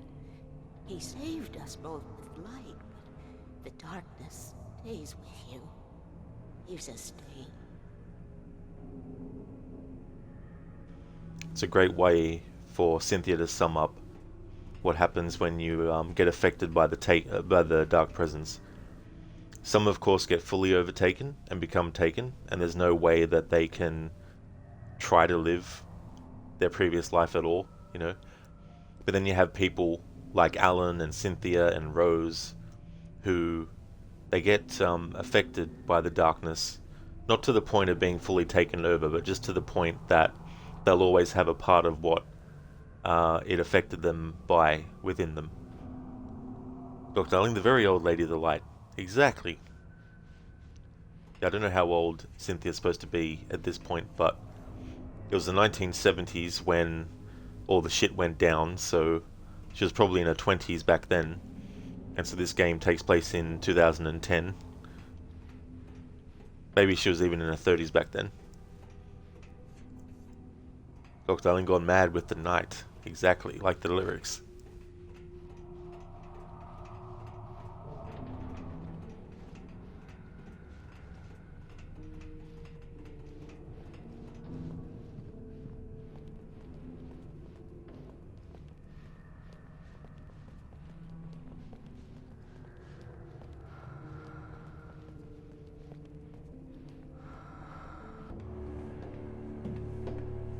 This pipe will take us directly to the well-lit room.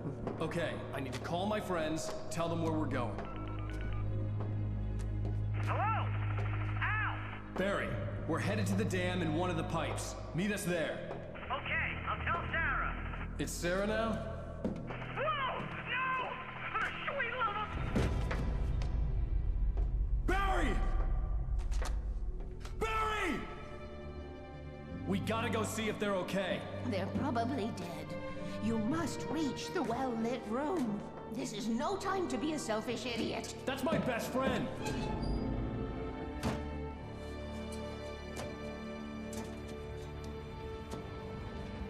Well, be a fool. I'll use the pipe. I'll meet you at the dam if you make it.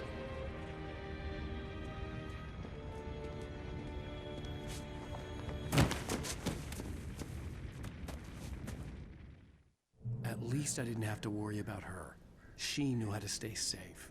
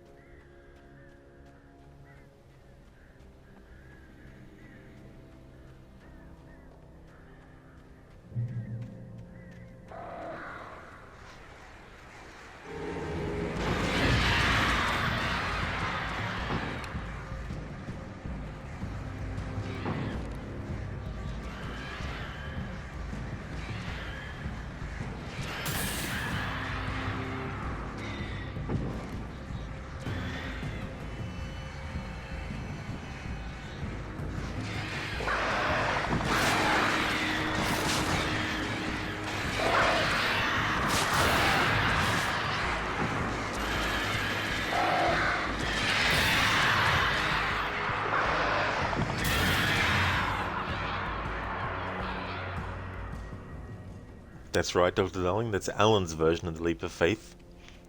It's so funny the amount of times he falls over or lands and falls in this game. I like how Alan even makes note of that earlier in the story. But yeah, it's one of those things where it's a really dramatic character moment. Alan talking about how, you know, Barry's my best friend, you know, I'm not going to leave him behind. And then he does this big leap, but then falls.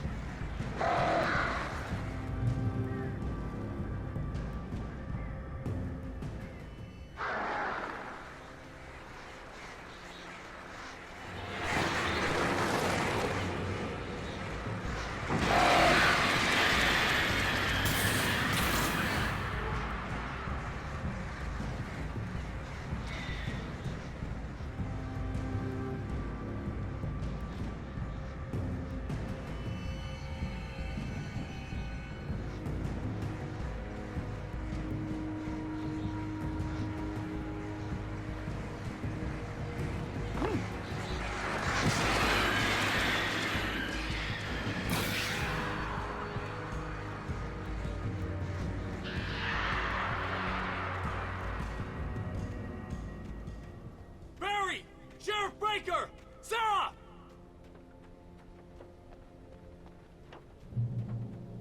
The crash site looked bad, but as far as I could tell, the wreck was empty.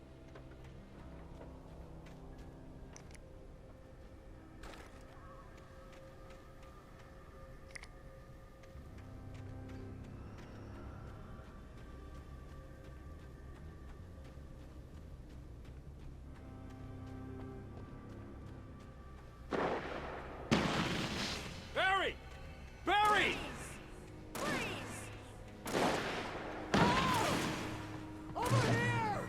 Hang in there, I'm coming!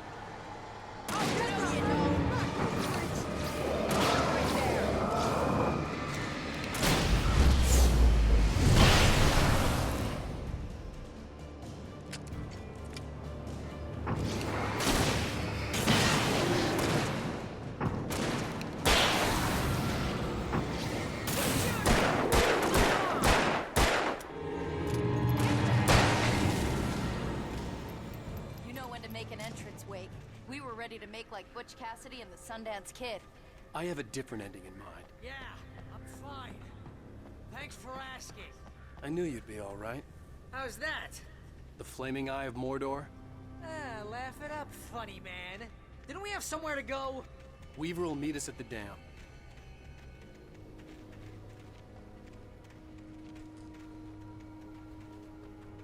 You don't have to keep with Sarah and Barry if you don't want to. You can just keep on moving. They won't, the game won't be like, hey, you need to go back, or anything like that. But if you wanted more dialogue, then if you hang back with them, you'll be able to get it.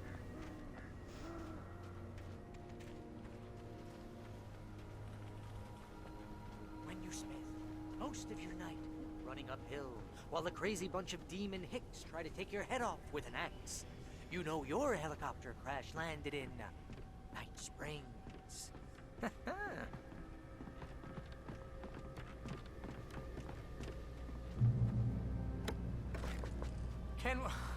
Can we just stay here until morning, Al?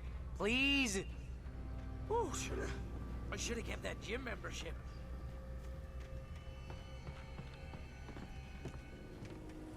You see those lights? That's the elevator we need to take.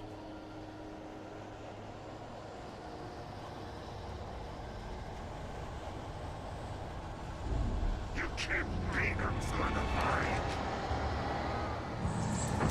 What is that thing? It's everywhere! Oh crap, there's more than one of them! Nothing moves like that. It's impossible. Ah! Al! Do something!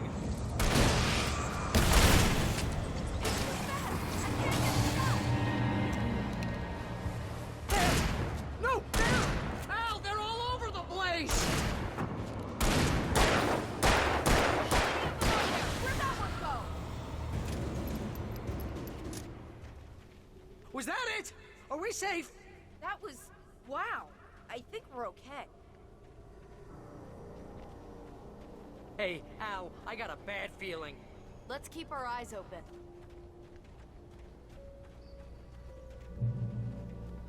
Oh, sweet pool of light.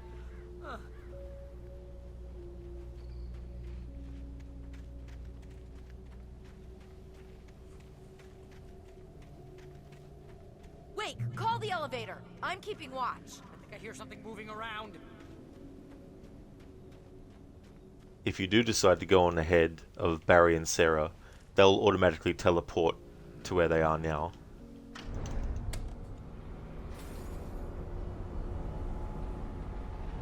Heads up! Here they come! Oh no! Oh no!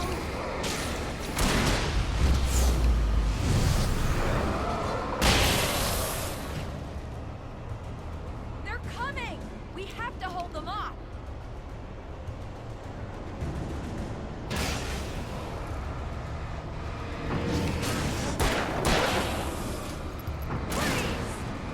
Oh no! Oh no! Far enough!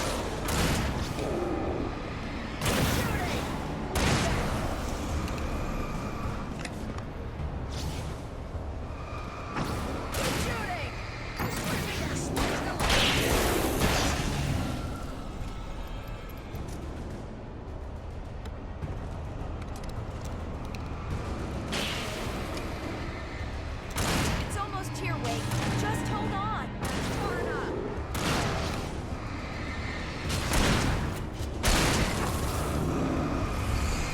Far enough.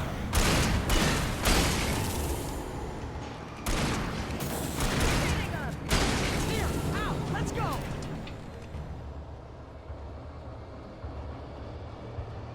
Ow.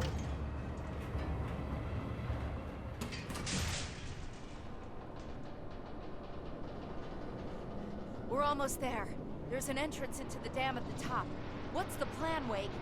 Well, Weaver's crazy, but she's got something Zane left behind. Something to fix this. Gee, could you be a little more vague? Thomas Zane? Seriously?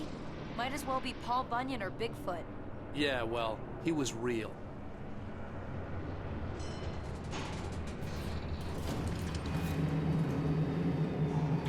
Let's be careful, okay? Oh, jeez, I hate this.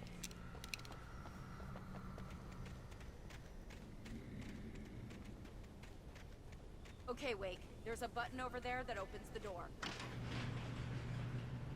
I think something's broken. Hold the button down so we can get in.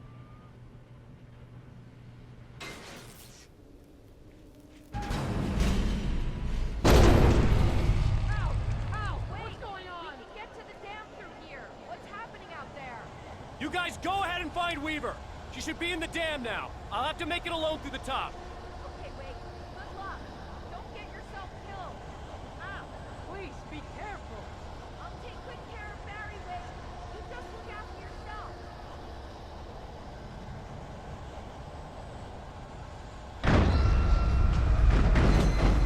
You gotta be kidding me.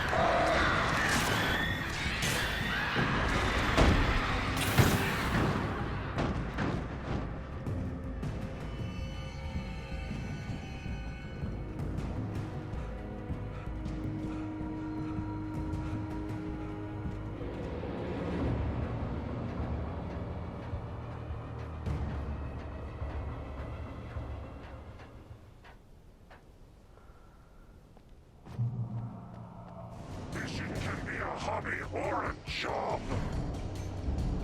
I was ridiculously outnumbered. The searchlight could even the odds.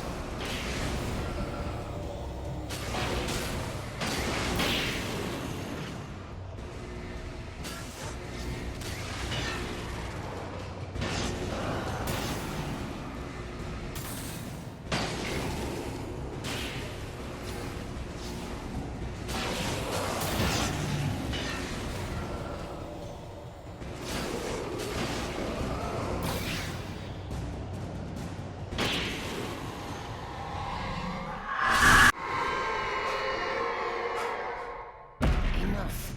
You will go no further.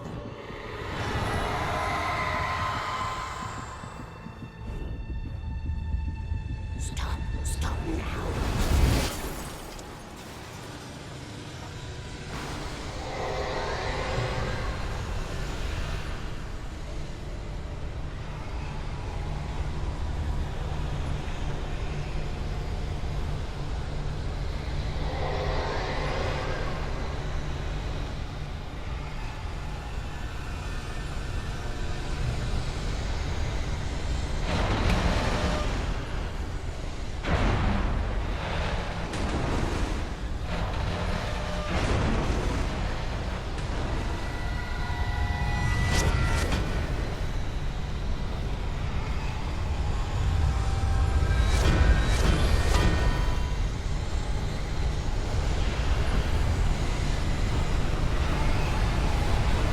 They do, Shaky. Are you sure? That doesn't make logical sense.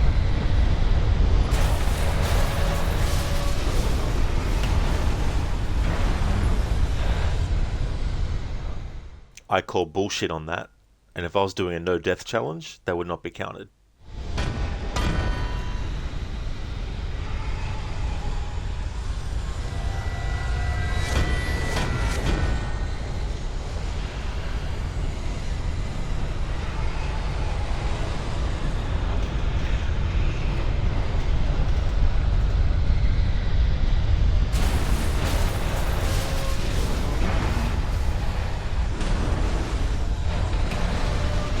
Did nothing different the second time I made it fine.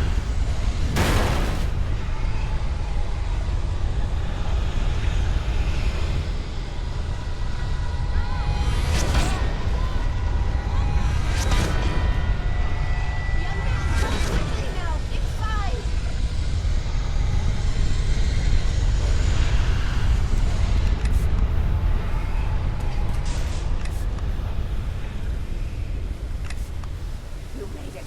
Well done. Glad I was wrong. It was a foolish chance to take. Don't worry about the noise. We're safe here. I have looked after the well-lit room for many, many years now. There is no shadow in the well-lit room. The power is fail-safe, and all the bulbs are numbered and changed regularly based on their make and model. Right.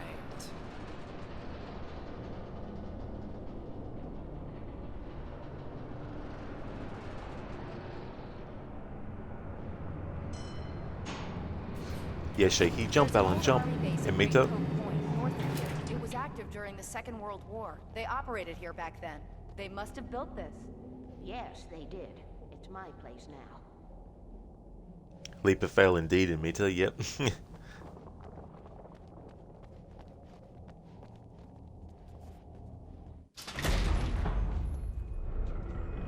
Take it, and I won't need to worry about the room anymore, because 6 and 33 and 118 need changing soon, and I don't want to climb up the ladder to change them because it's very late, and I'm tired. And if you take it, I won't have to do that anymore.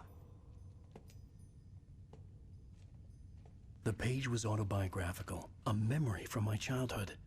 But I didn't write this. It was a page written by Thomas Zane. None of them were supposed to exist anymore. Alan, 7 years old, would fight sleep to the bitter end. When he did sleep, he soon woke up, screaming, the nightmares fresh in his mind. One evening, his mother, sitting by his bed, offered him an old light switch. She called it the clicker, and flicking the switch would turn on a magical light that would drive the beast away.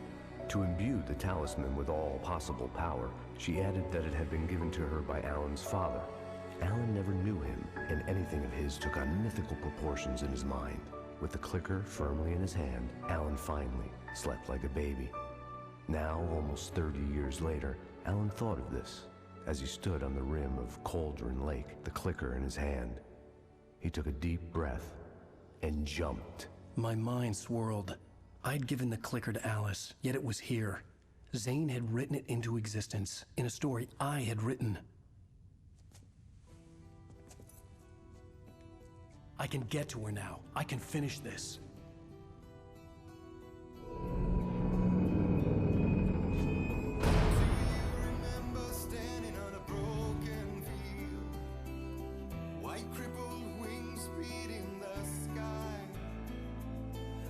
harbingers of war with their nature revealed and our chances flowing by.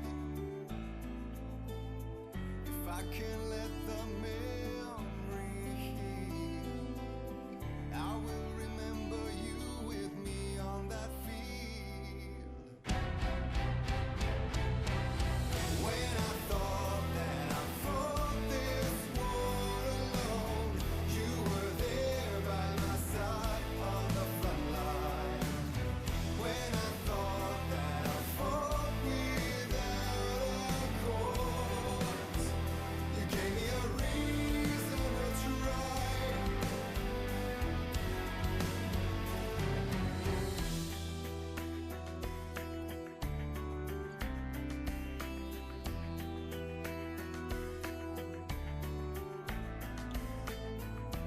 Turn the page, I need to see something new. For now my innocence is torn. We cannot linger on this stunted view, like rabid dogs of war. I will let the memory heal. I remember you with me on that field. When I thought that I fought this war alone, you were there by my side on the front line. And we fought to believe the impossible. When I thought that I fought this war alone, we were one with our destinies entwined. When I thought that I fought without a cause, you gave me the reason why.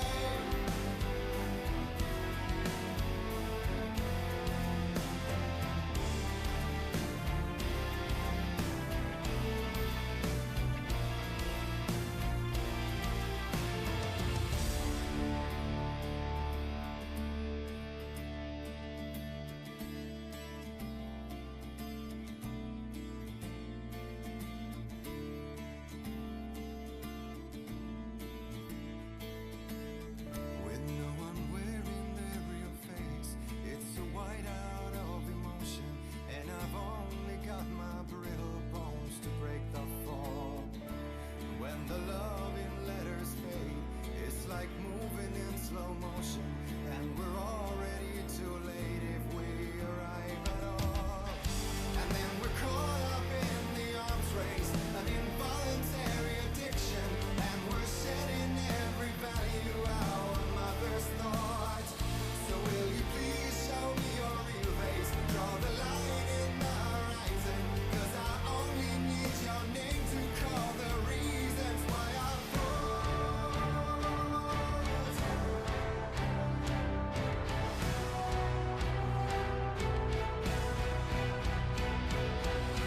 When I thought that I fought this war alone, you were there by my side on the front line.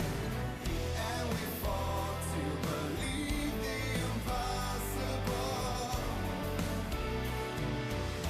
When I thought that I fought this war alone, we were one with our destinies entwined. When I thought that I fought without a cause, you gave me the reason why.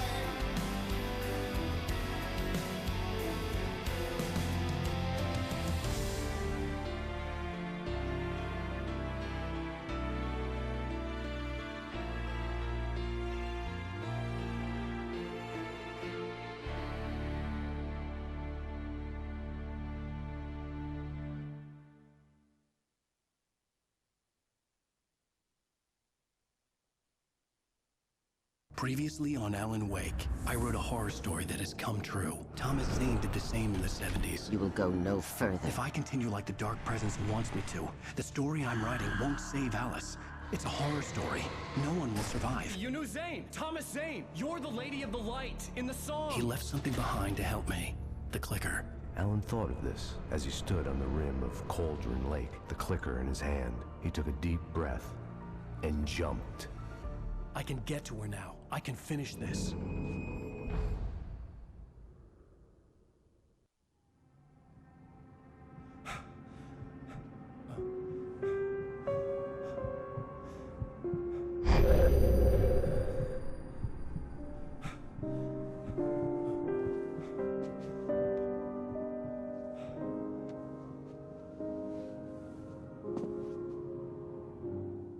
I had a hangover.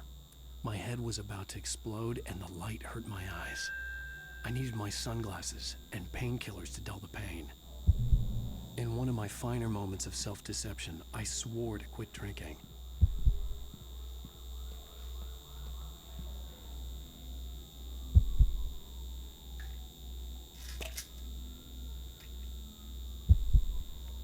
The pills worked fast. The prospect of being awake started to seem bearable again.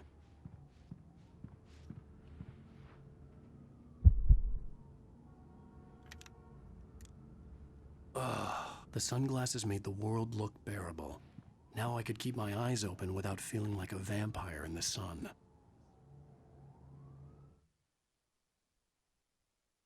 That is such a great song. War by Poets of the Fall. Hey there, Elkamai. Welcome on in. You had never played Alan Wake 1, but recently played 2, and you loved the custom tracks per episode at the end. So cool to see it was from Alan Wake 1. That's true, yeah. And the song selection that they've done in this game is really, really good. It can actually match something that's actually happened in the previous episode that you've just finished as well. Hey there, Deadly Vulture.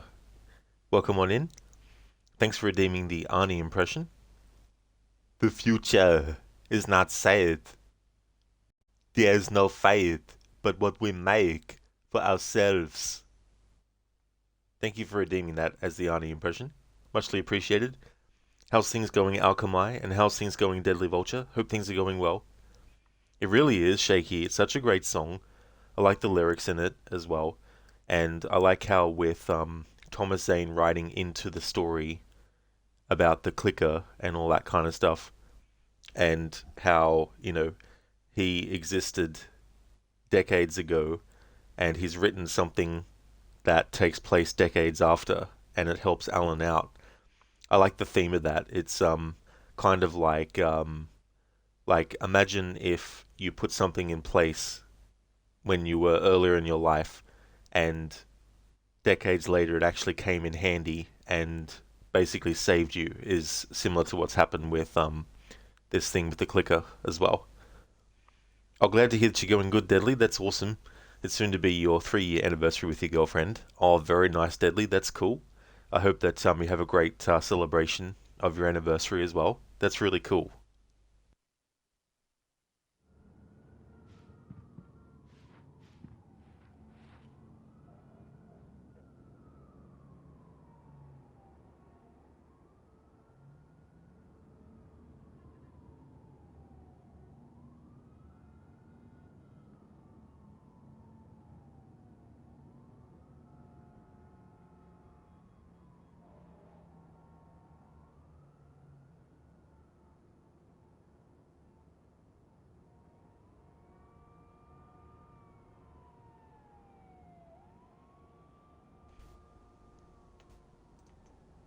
Oh, I've been going really well, thanks, Deadly. Things have been going good.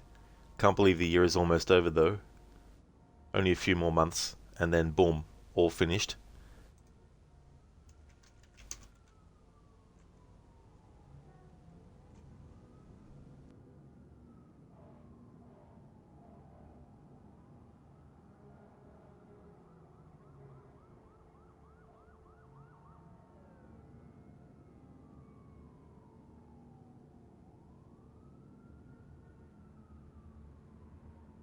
Oh, that's all good, Deadly Vulture. That's no worries at all. That's for sure. Like I always say, like, it's definitely understandable. I don't expect people to, you know, watch every stream and Even if it is quite a while between, you know, popping in, that's definitely fine. Definitely understand as well. I think any streamer who expects that everyone's going to drop everything for them is highly, you know, egotistical. There was a message waiting for me on the machine. You have one new message. Al! Are you still asleep? Wakey, wakey! You should have your show on your TiVo. If Alice wasn't too mad to record it. She called me earlier and really chewed me out. Yeah, we went a little overboard last night. But parties are a part of this business. Al, look, I'm saying this as your friend. She's not doing your career any favors by trying to run your life like that, okay? I'll talk to you later, Al. Watch the show!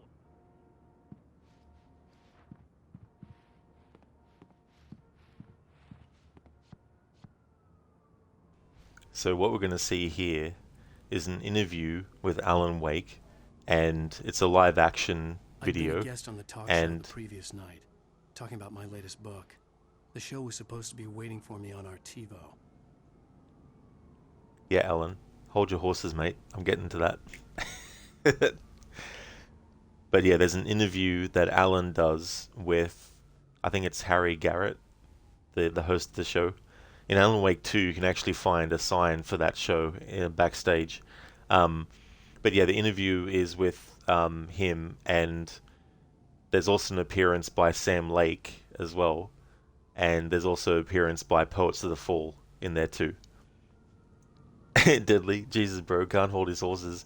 Exactly, Alan is like, look dude, I'm going to get to that in a moment. You never played Alan Wake? Oh, it's one of my favorite games. I've lost track now of how many times I've played it, because I do at least one playthrough a year, but actually two, I should say.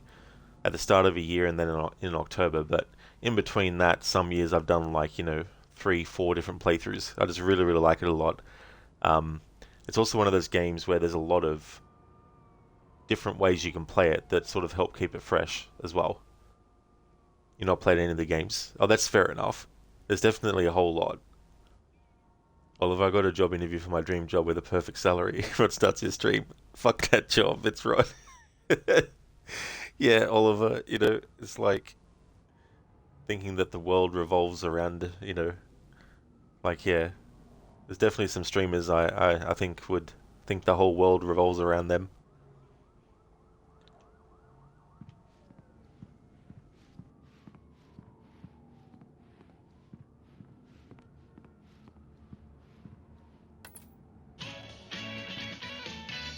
Ladies and gentlemen, welcome back to the Harry Garrett Show. Thank you. Thank you, everybody. We have a great show tonight. I've been talking with the best-selling author Alan Wake about his new book, The Sudden Stop. Yeah, good read. Go buy it. No, it is a good read. Look, I'm gonna be honest here. Is that wise? No, but I'm gonna do it anyway.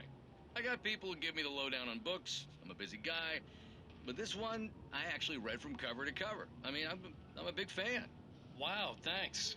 Now, this might be a spoiler for those who haven't read the book yet. Based on the sales figures, the 2 people out there who haven't read the book yet. But this last book is all about the death of the main character, the hard-boiled New York detective, Alex Casey. Now, there's been a lot of outrage about this. Why the hell did you kill Casey? What the hell were you thinking, man? Good riddance. No, seriously, though. 7 years and 6 books is a long time. He was a gloomy guy to spend all your working hours with, and it was a good run. But it's time to explore new things. My next book will be a departure from the old for me. You selfish bastard, always thinking of yourself. Well, you've certainly given us a lot of entertainment over the years. And now that you mention it, Casey was a gloomy guy. Never had much luck with his love life with the ladies. Was that autobiographical in any way? Yeah, no kidding. Casey's lady friends tended to die on him. With Casey, it was all about his pain. No, nothing autobiographical about that. I'm a happily married man. My wife is my muse. Well, congratulations. That's great to hear. So, how's the publicity tour been treating you? Good. Great. But I gotta say, I'm glad to be back home in New York. Well, you've certainly been on the news a lot lately. Lots of parties and,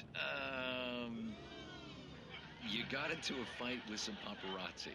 Oh, man. Well, that guy was really in my face. I lost my temper. I know that wasn't cool. You are famous for that temper. Well, I did also write several books. Well, your latest novel is called The Sudden Stop, and it's in bookstores now. Go get it. That means the two of you out there who haven't bought it yet. Ladies and gentlemen, that's all we have for you tonight. I want to thank all our guests for the evening. Alan Wake, Sam Lake. Once more, do the face for a Sam. There it is. And our musical guests, Poets of the Fall. Thank you, and good night. At least I'd been funny. I told myself I could live with that. I didn't say anything stupid if that's what you want to know.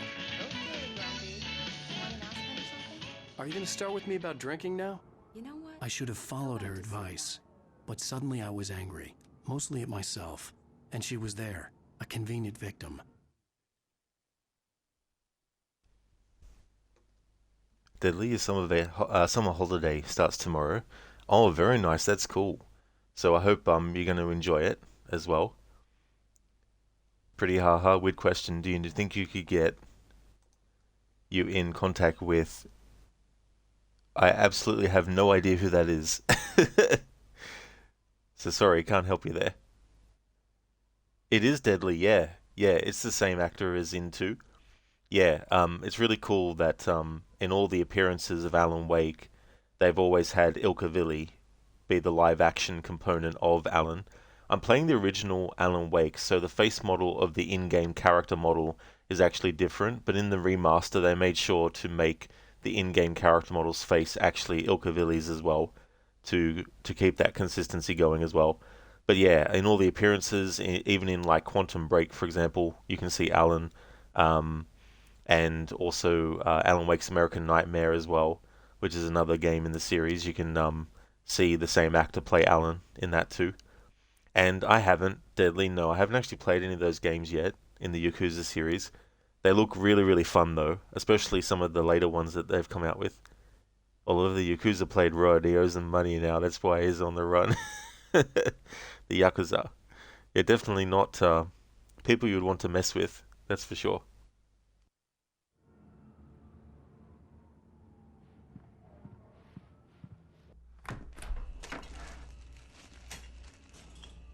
What? Now you can't even talk to me? Well, this morning I was angry because you said you'd be home at midnight and you showed up at 7 a.m. and passed out in mid-sentence. Now I'm over it. Are you angry? This goddamn tour. It's gotten out of hand. Oh, honey. It's almost over, right? We can get back to normal. Then you can start writing again. I'm sorry, honey. Alan, you're not thinking straight. Just take a shower and go back to bed, huh? Yeah, you're right, honey. I'm sorry. Once this is over, let's go away together. A vacation. Just you and me. Some peace and quiet.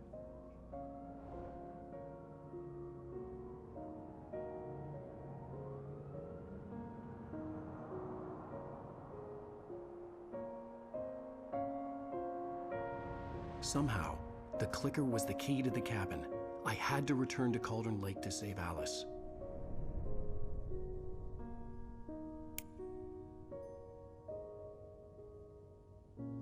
I'm going back to the lake to finish this. I'm going to write an ending to the story in the manuscript on my own terms, to make it all right. Why can't you just write it here? The last page is still in the typewriter. I need to read it first. Everything needs to be just right. Zane tried to cut some corners, and it didn't end well. Okay, ready when you are. I'm sorry, Sarah, but I need to do this alone. Barry, take her gun. Miss Weaver, close the door when I leave.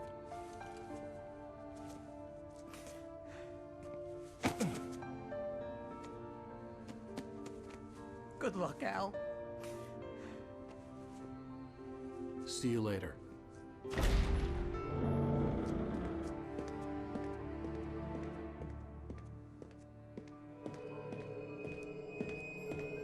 When I got out, it was warm and sunny. I'd flicked the switch of the clicker. Had it done this? I didn't stop to question it. I had to take advantage of the sunlight to get to the lake. On Zane's page, I'd stood on the rim of Cauldron Lake, about to use the clicker. That's where I was headed.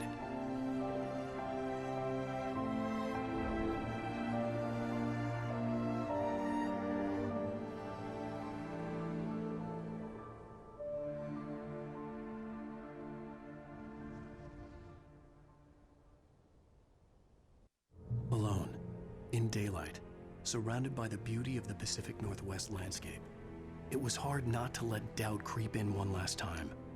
I could still chalk everything up to a dream, a delusion. I had enough imagination to make up something like this, having been in the cabin all this time, trapped in a story inside my head, gone mad from grief over Alice's death like Hartman had claimed. There would be no way of knowing. I told myself it didn't really matter. My course was set. Deadly, there's a new Yakuza game coming, set in the 1940s. Oh, that's an interesting time period to choose, as well. Why does he sound like Batman from The Dark Knight? Like Christian Bale, yeah. Yeah, oh, and also, your previous question too, I forgot to add that the voice actor for Alan is the same as well, in all the Alan Wake stuff. Matthew Peretta. Yeah, Oliver, Ram Barry. Love that line earlier where Alan's like, now he's Rambo. Not after this playthrough Alchemy, no, but in October I'll be doing a very, very big playthrough of it, because I'll be doing the game through twice so I can get the true ending the second time around. But I'm also going to incorporate all the DLC that was released, and I'm going to actually jump into the DLC when you get to the certain points in the main narrative where it branches off into that content. So that's what I'll be doing in October with Alan Wake 2. But I won't be doing Alan Wake 2 after this playthrough though, of Alan Wake 1. Deadly, what's after this game? Well, I still haven't decided fully. There was a game I was going to do, but I don't think I want to do it now, so I won't say what it was, just in case people might be like, oh damn, that would have been good to do. But I will have a look after I finish this stream to figure out what horror game will be on Fridays after this playthrough is finished.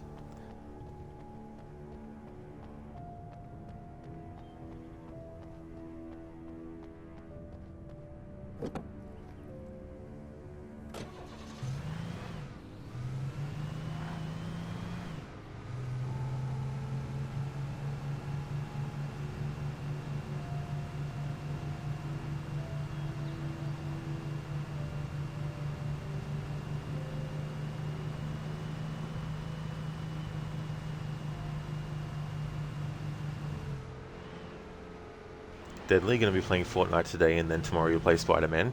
Oh yeah, the 2018 Spider-Man. I still need to play those games actually. I've wanted to play through some of the old Spider-Man games that I played growing up in like a marathon. Some of them I probably wouldn't finish, like there's the NES Spider-Man and the Sinister Six. I don't know if I'll finish that one. But definitely the PlayStation 1 era Spider-Man games, I'll definitely do those. And some of the movie ones as well.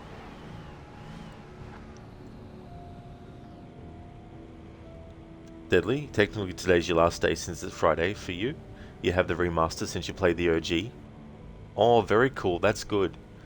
Yeah, the remaster of that. Like, I know there was some sort of like criticisms about the change of character model's face and stuff as well. But yeah, I don't know which version I'd be playing. But Shattered Dimensions, I probably wouldn't include that one. Mainly the ones that I can actually get access to would be the ones that I would cover as well. Alchemy, same here, last day of work today, then 3 weeks off. Oh, hell yeah. That's really good that you'll have 3 weeks off. Hopefully it goes really slow. The darkness had touched me. There was a link between us, always would be. I could feel its presence again, getting closer. I will kill your wife.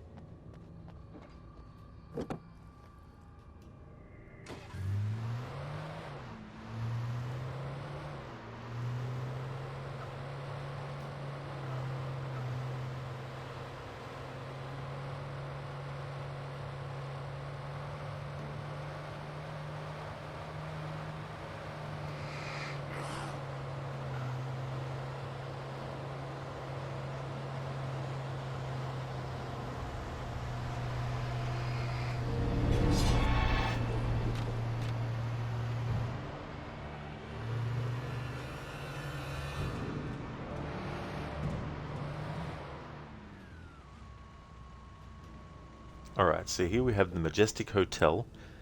This hotel is where Agent Nightingale also stayed, and this is where I'm going to jump back into the Alan Wake Files book and read from that.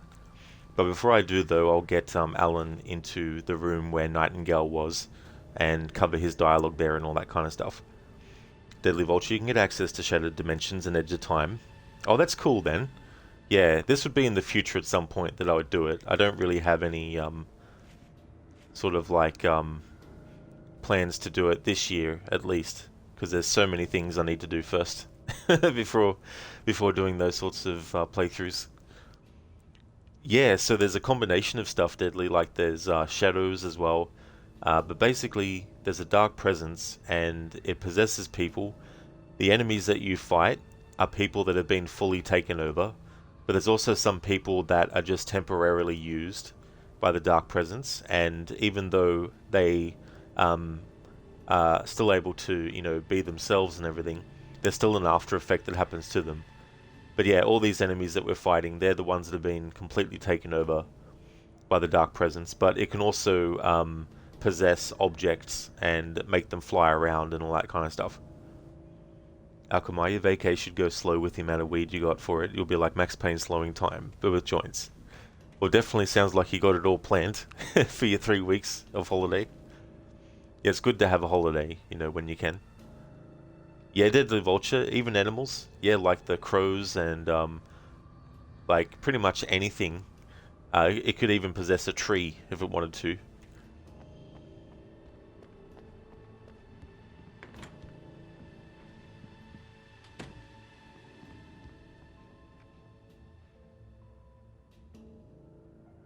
The Majestic Motel. General information. Refundable $100 security deposit is required on all reservations. No personal checks accepted. We take all major credit cards and bank cards. Checkout time is 10 AM. No loud music, no pets. 1 vehicle per unit. Facilities are for registered guests only. No visitors are allowed on the premises after 9 PM. No exceptions. We hope you enjoy your stay at the Majestic. If you're a senior or a vet, ask about our discounts. Oh, cool, Deadly. You have your holiday till September. Nice. Based on the signature in the motel register, Agent Nightingale had stayed here, in room number 2.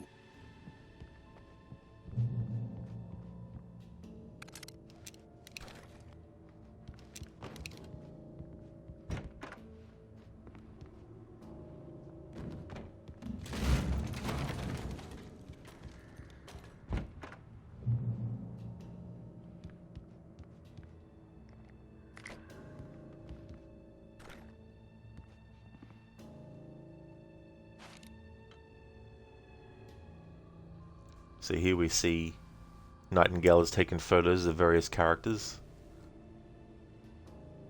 at certain points.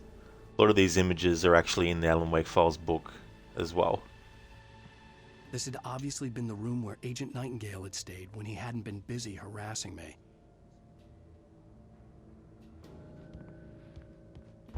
Look after yourself and your co-workers! Could have fooled me, pal.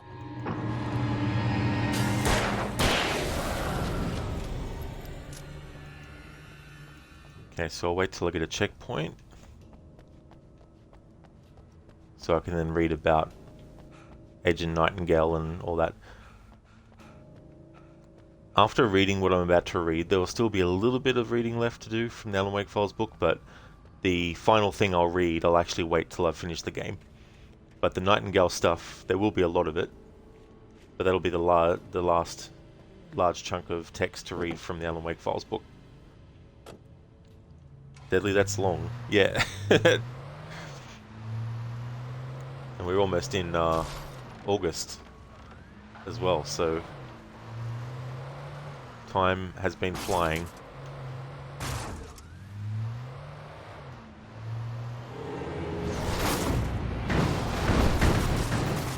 Yeah, Deadly, it must have been the wind. So we'll have a checkpoint here.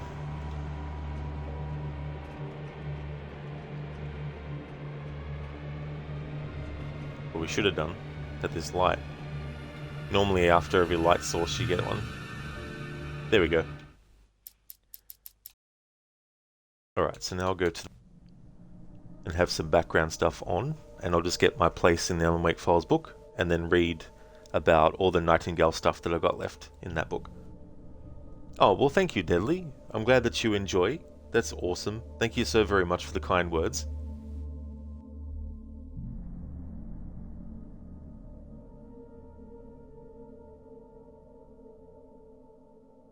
So I'm going to go back into the preface. At the start of the playthrough, I already read the preface up to a certain point. Just to recap, basically, the Alan Wake Files is written by a character named Clay Stewart. At the start of this game, in Alan's Nightmare, Clay is actually a character that you come across towards the end of that part, and this case files that he's actually collated and everything is in the Alan Wake Files book. So it's a bit of meta media about Alan Wake.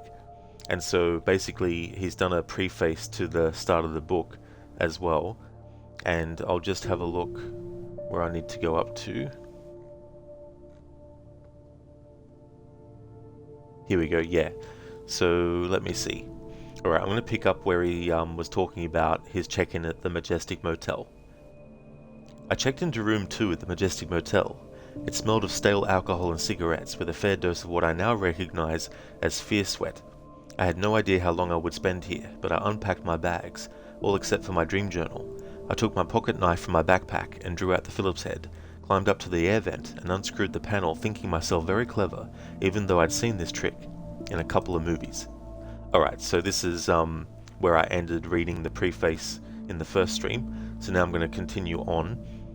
Well, I guess someone else had too, because it was there that I found the green cardboard box. I pulled it out and opened it on the bed, a cache of documents some 3 thick manila folders thick. When I saw the name of its author, I understood that this was the end of another's journey, Special Agent Robert Nightingale of the FBI. My months of pain, my disintegrating marriage, my confusion all washed through me. This is what the dreams had pointed me to, this room in Bright Falls, Washington. There are some who will question the authenticity of my find and consider it an elaborate hoax or the product of a broken mind, but I am not deterred. The longer I spent with Nightingale's dossier, the more I became convinced that I had found a fellow traveller. He may have been a drunk, insane with grief, or a kind of madness that has no name, but he was onto something, as my own subsequent investigation has proven. Alan Wake had just been to Bright Falls. His wife Alice had disappeared.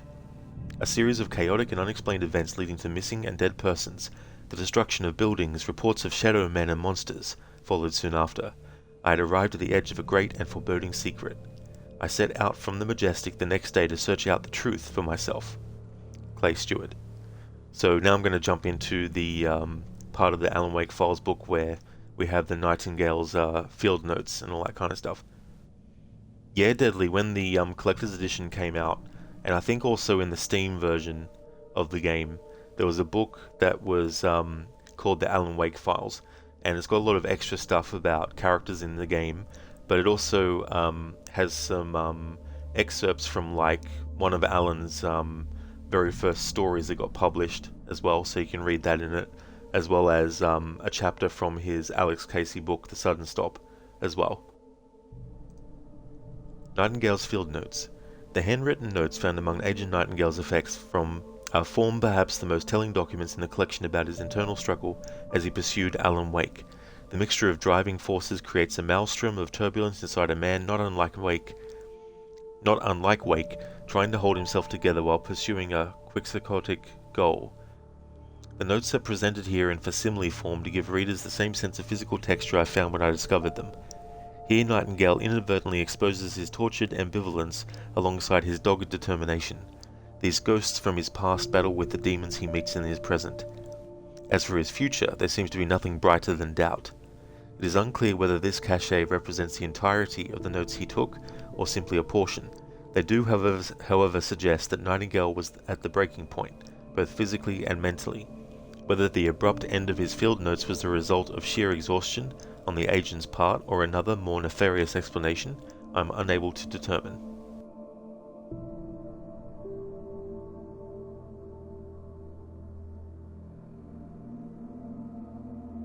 Oh yeah, Deadly, so I don't have like a list that has all the games that I stream in a year. because I also like to be a bit flexible sometimes, depending. But that's actually the current schedule on the channel, which I update regularly.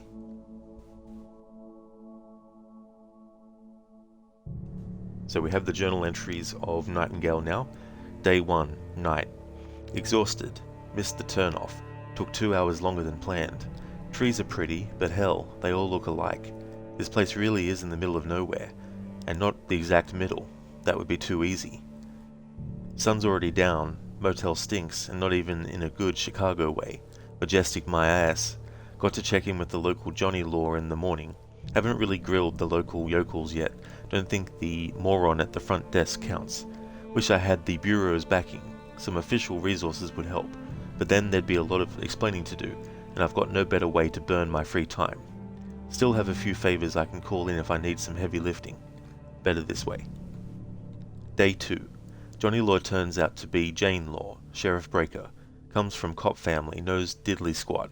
Usual hostility to feds, don't know whether to use honey or salt on this one. Don't know if I have enough honey in me. She did make the phone call I needed. Let's consider her pliable. Diner's a great place to get all friendly with the townies. They had a cardboard cutout of Wake propped up near the door.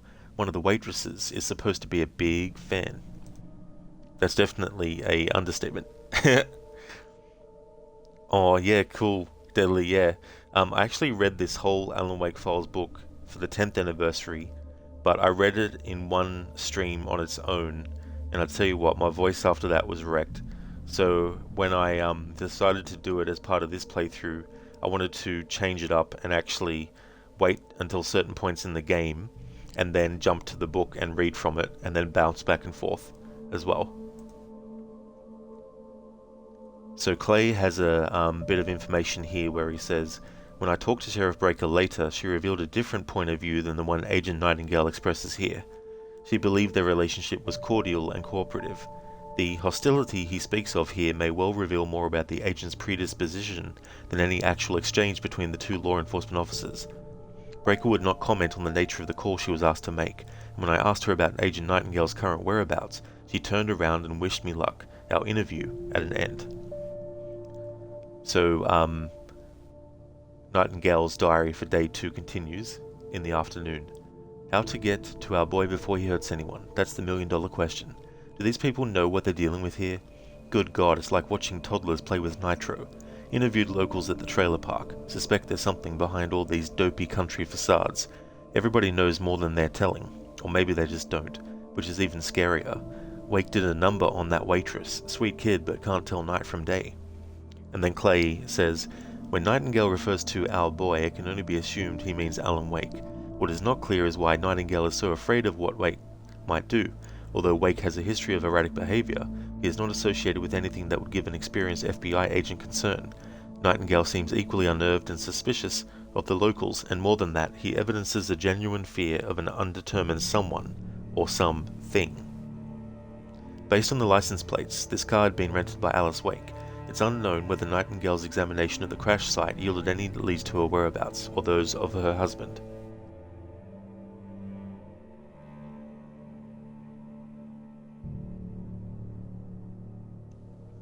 Cheers, Deadly, yeah. It's one of those things too where, like, if you like extra information about games that is in other media as well, this is another great thing about this series. And there's also a lot of Easter eggs in the games that are set in the same universe and everything like that too. Now we have Nightingale's Day 3 diary entry. Noises last night, some damn animals, went out again, got lost again, goddamn trees. Can't believe how slippery some guys are. Talked to the front desk moron this morning, didn't seem to know zip about Wake, got real quiet when I mentioned him, in fact. Could be he just ran out of thoughts. I'm getting nothing out of these people. And then Clay Stewart says, Nightingale's commentary on his encounters with the motel staff reveal both his growing frustration with the pace of his investigation and his distrust of the locals. His reports of strange noises in the night, his confession to getting lost again, only serve to highlight his vulnerability as he searches to navigate the unfamiliar terrain. Bright Falls represents a dangerous landscape to Nightingales and perhaps to any others who cross its boundary. Nightingale's photo of Stucky's gas station, which he would have seen upon his arrival to Bright Falls. It appears to have been abandoned. Day 3, night. Scanner picked up confused distress call. Response, domestic violence or burglary, or vandalism or kidnapping. Deputy Dog can't decide. Little Janie Law's got her hands full. Things here are just strange enough that I'm sure I'm on the right track. Found Wake's agent, followed him a bit. Tubby tried to lose me. Maybe Wake's so slippery because his buddy's so slimy. And then Clay says, it is difficult to break through Nightingale's tough law enforcement facade at times, even when he's writing his inner thoughts, but reading between the lines may be illuminative. While Nightingale's entry regarding the scanner audio may be nothing more than a small-town deputy handling routine crime calls, why would he bother noting them? Given his state of mind in the early entries, it seems more likely that Nightingale found the garbled distress call suggestive of paranormal activity. Day 3, practically 4. Can't go on like this. Daylight is harsh when there's no sleep.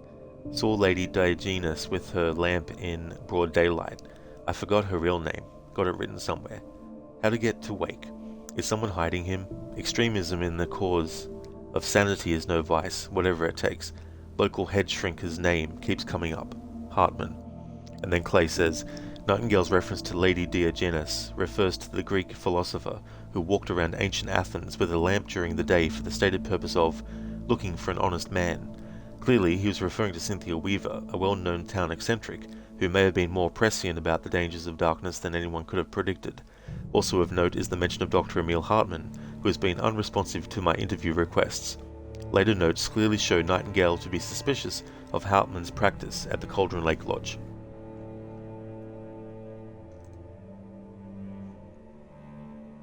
Yeah, Deadly, Alien Isolation is a really good game. I really like that one a lot. And that was cool that Cyberpunk became part of PS Plus as well. It was good that it did, because I definitely want to play that in the future at some point too. And then day 4 of Nightingale's journal. Didn't sleep a wink. Scanner just got weirder through the night. Wake is one elusive bugger. Is he the only one? Is it him holding up the whole house of cards? What will happen when I pull? Wish I could be sure, but not to decide is to decide. Have to do what's necessary when the time comes. Feel like I'm alone in the wilderness here. And then Clay says, Nightingale's impatience towards the end of these notes is palpable. This is the first instance where he questions Wake's status as a solitary force. Manifold questions remain, such as why he believed Wake to be such a source of danger. Had Nightingale been drawn to Bright Falls, as I was, by a series of dreams and nightmares? I'm compelled to think he was acting on harder evidence than was available to me. Could this be the ongoing investigation referred to in my FOIA request? So that request that Clay mentions, I will segue and actually read that before continuing on with Nightingale's journal as well. So I'll just get to that point in the book. Be right back.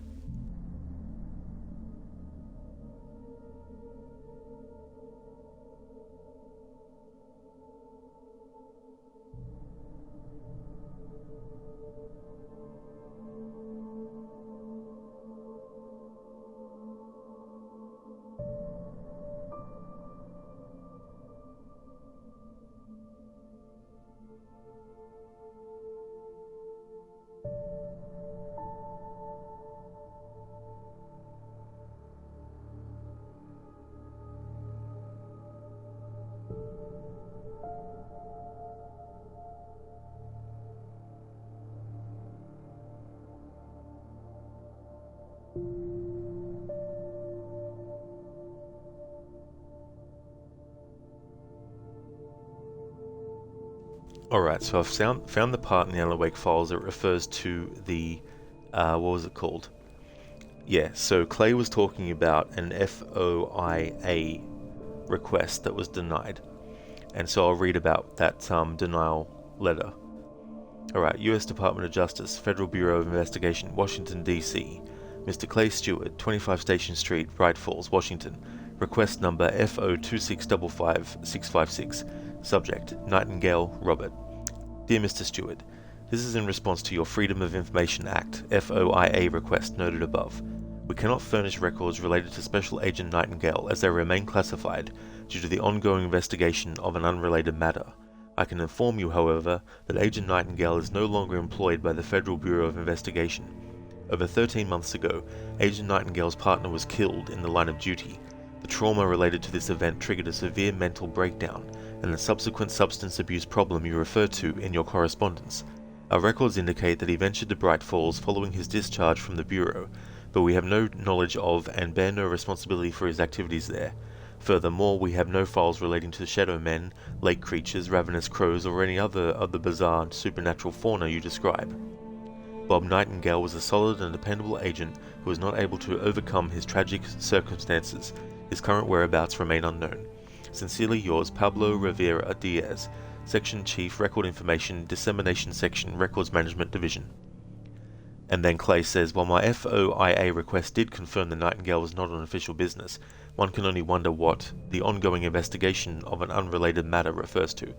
Alright, so now to go back to the journal entries of Nightingale.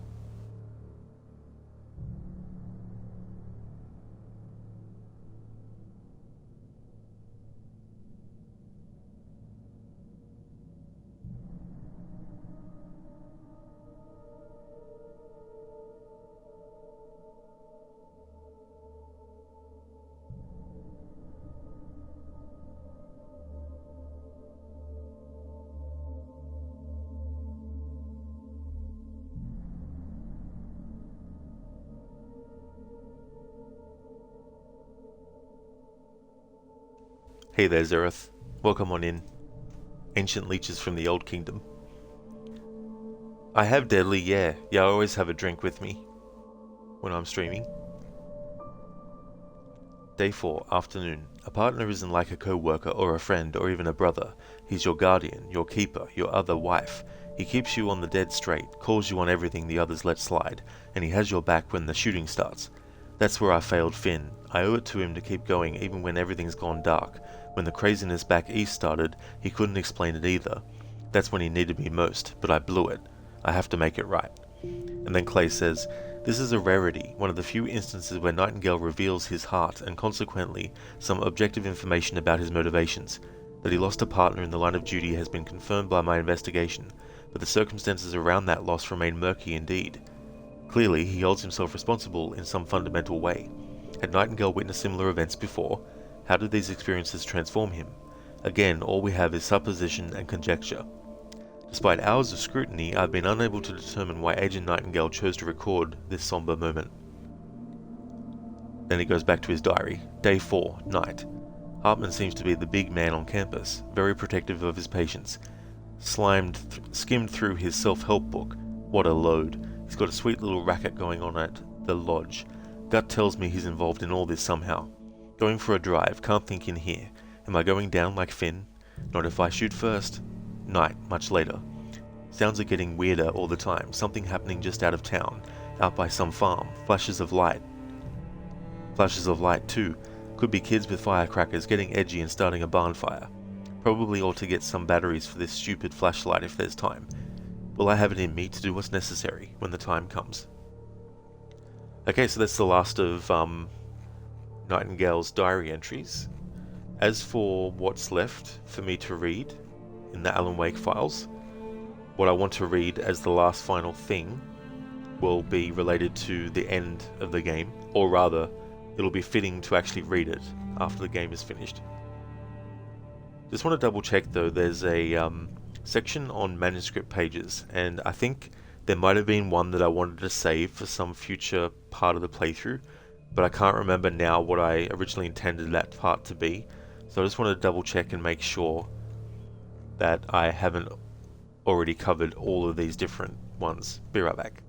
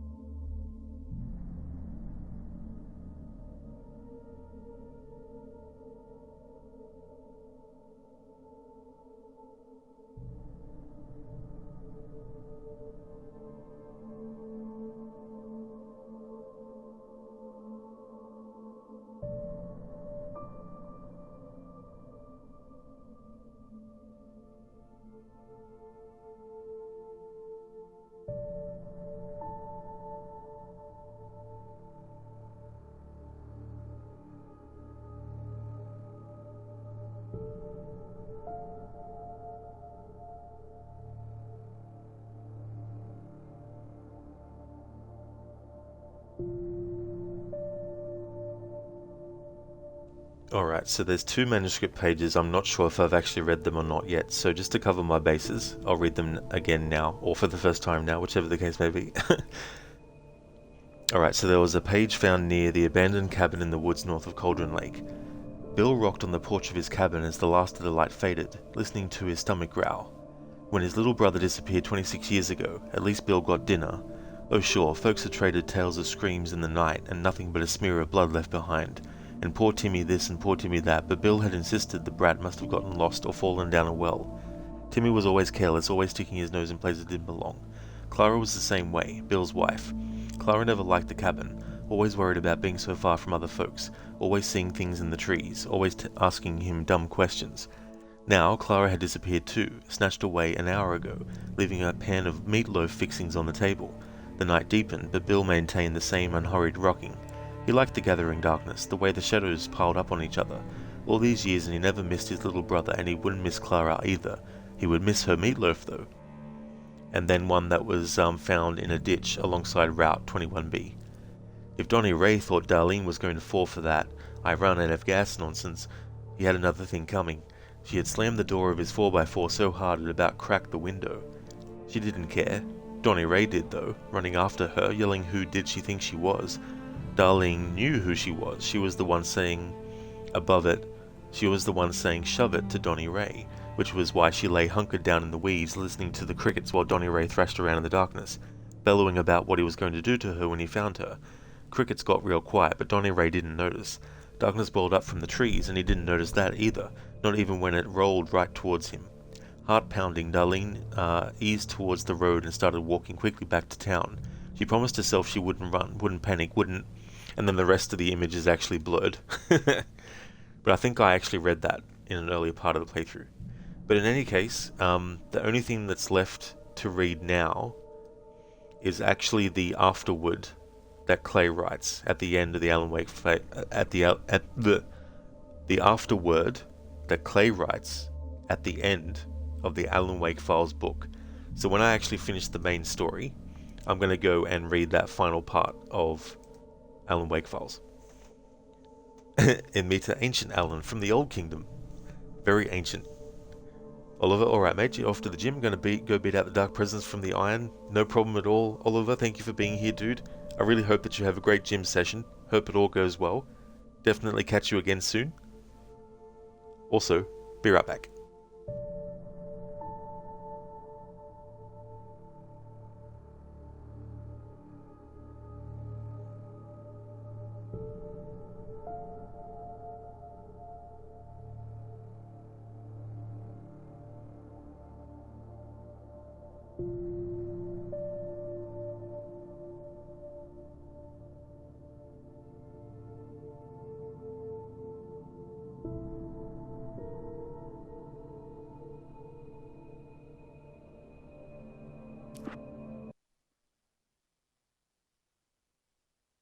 Alrighty then, so back to where we're up to in the main game.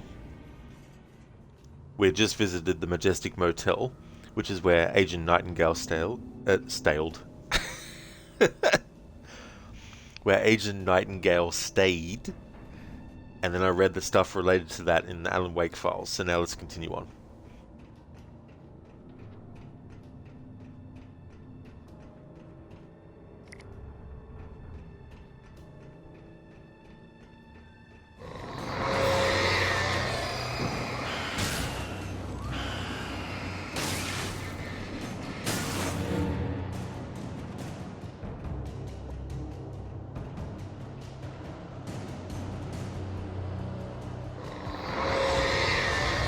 What the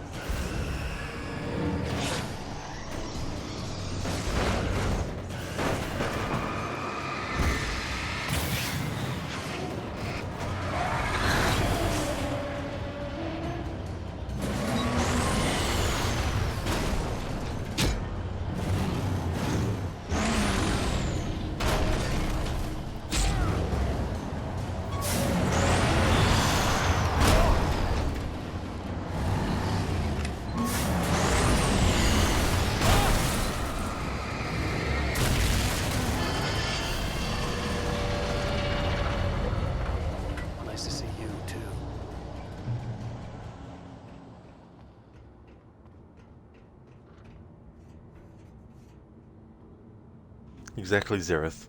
Nightingale. Nightingale.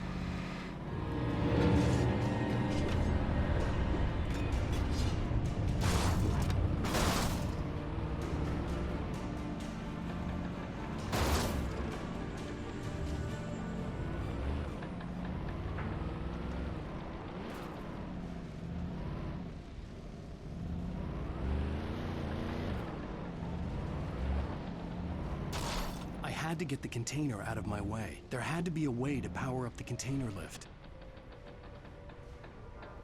Zareth, what do you call a very tall person? Cliff. Nice. That's good.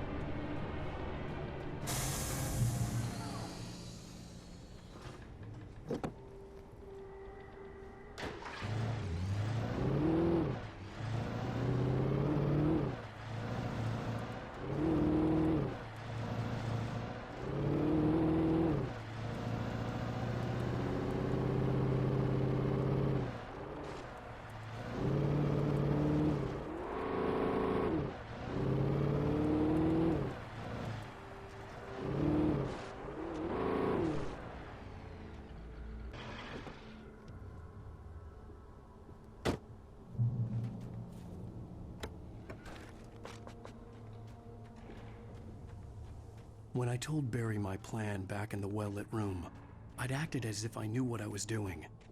I didn't. I was operating on the shifting logic of a dream. I had to fight my way to the lake through the horrors of the night. I had to flick an old battered light switch imbued with childhood magic. I had to write a happy ending to a horror story. I had to save my wife from the dark prison she was being held in.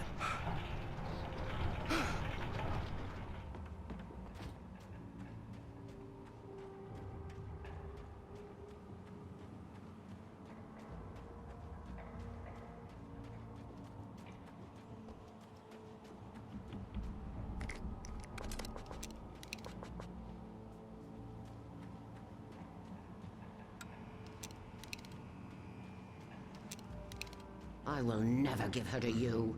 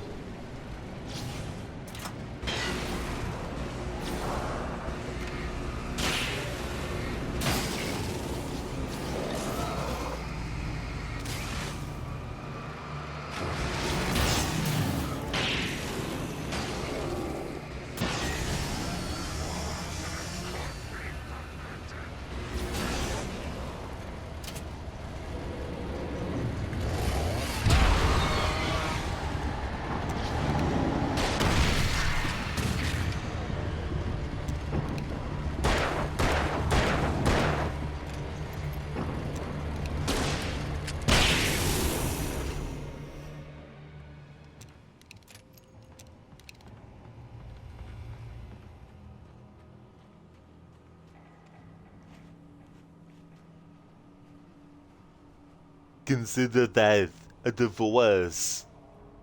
Thank you, Noble, for redeeming that as an Arnie impression from Total Recall, the original. It's a nice moment, that one. But honey, Doug, honey, we're married.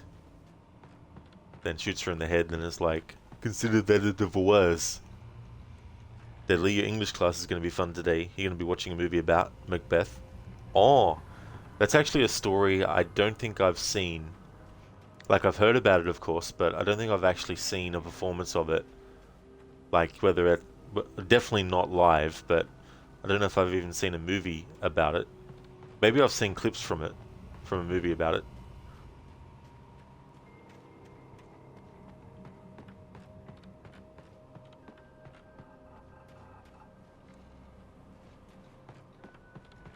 No, well, it's a really fucked story, is it? Like, I vaguely remember, like, stuff about, like, these witches that give a prophecy about something, isn't it? And then, like, isn't it that, the irony of how it comes about or something? It's about a guy who gets told that he will be king. Oh, yeah. It's like, you're going to be king. Then I guess he probably, takes it too, like, he's too confident about it.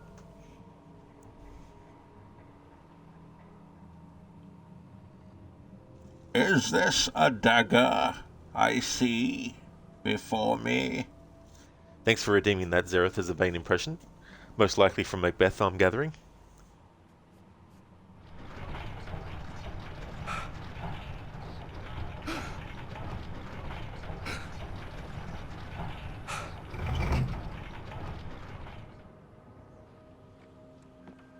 It is Noble and Zereth. Cool.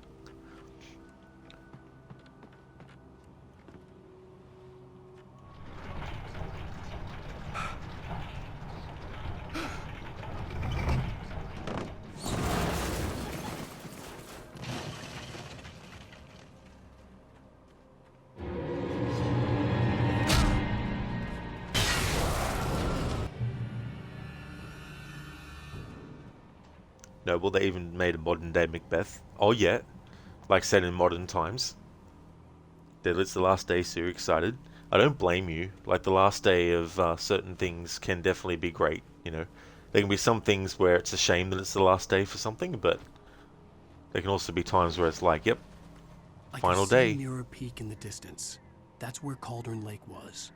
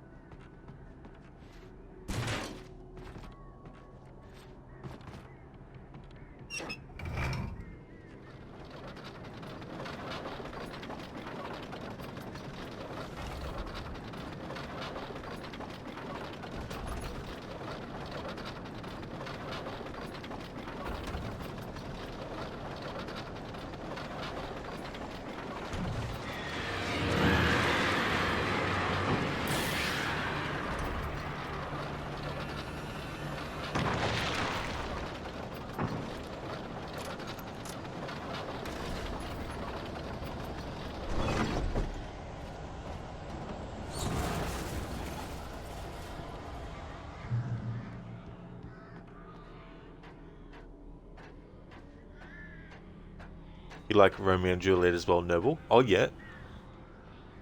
It's interesting, a lot of the works of Shakespeare's that have been adapted multiple times in so many different ways since then.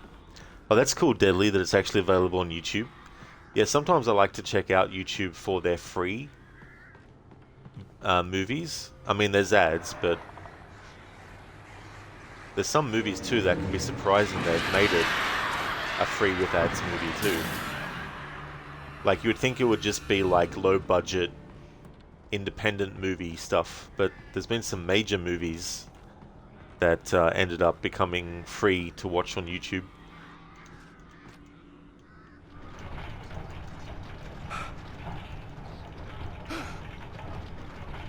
Not like brand new ones, of course.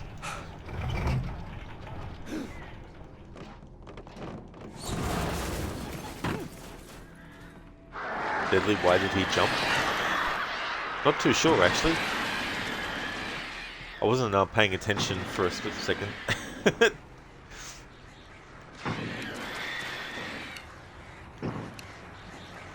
Noble, you love pantomimes and plays. Oh, cool. It's a very different kind of thing. I mean, like you're seeing people. I mean, it's like when someone, you know, performs live on like streaming or whatnot, except, you know, it's allows you to actually be there in the same physical space where the person's actually performing.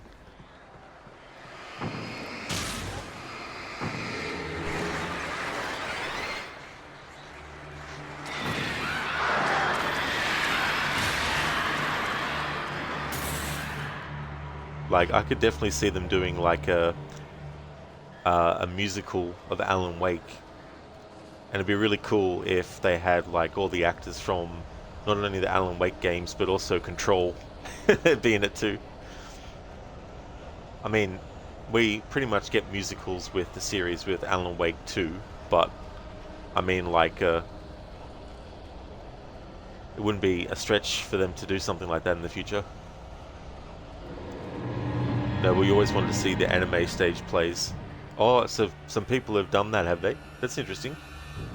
Zereth, you were a cat in a pantomime when you were younger. Oh, you were, Zereth? Cool. So what kind of cat did you get to choose? Or was it just basically something where they're like, this is the kind of cat that you're supposed to be?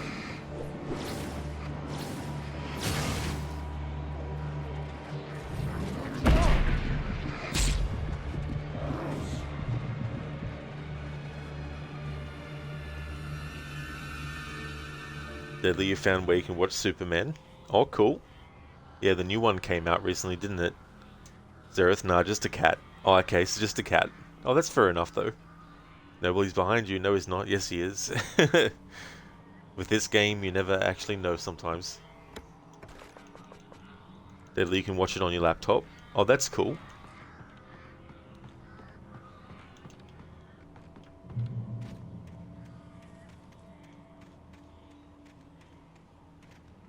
Oh, I see, Noble. That's what they say in Pantos, is it?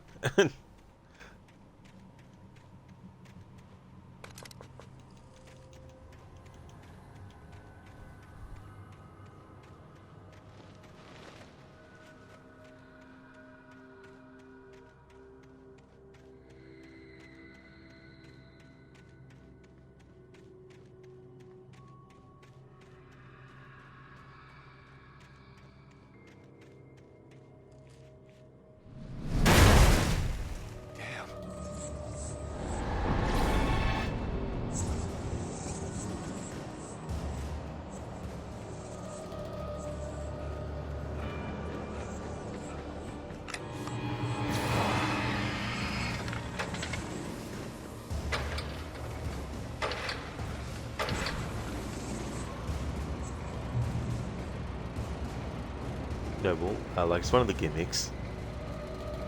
Deadly, people say that the new Superman is bad. Noble, yeah, it is apparently. Deadly, but have people seen it? Noble, maybe. Yeah, I mean, it's tough.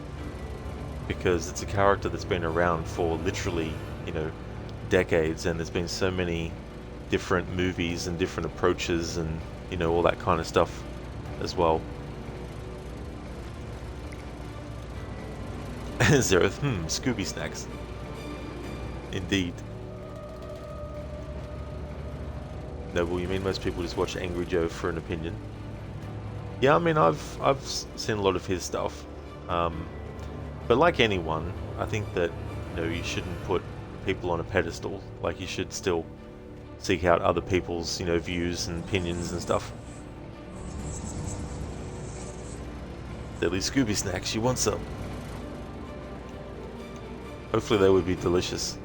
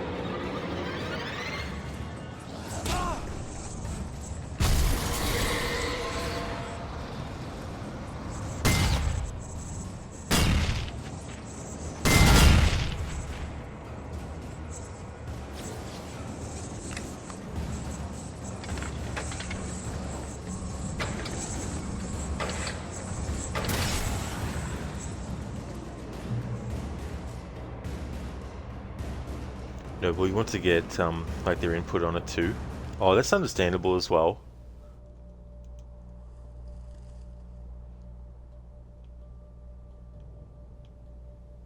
Zereth writing Scooby snacks, ancient Scooby snacks from the Old Kingdom. Well, I don't know if I'd want to eat snacks that were from that far back in time. It's...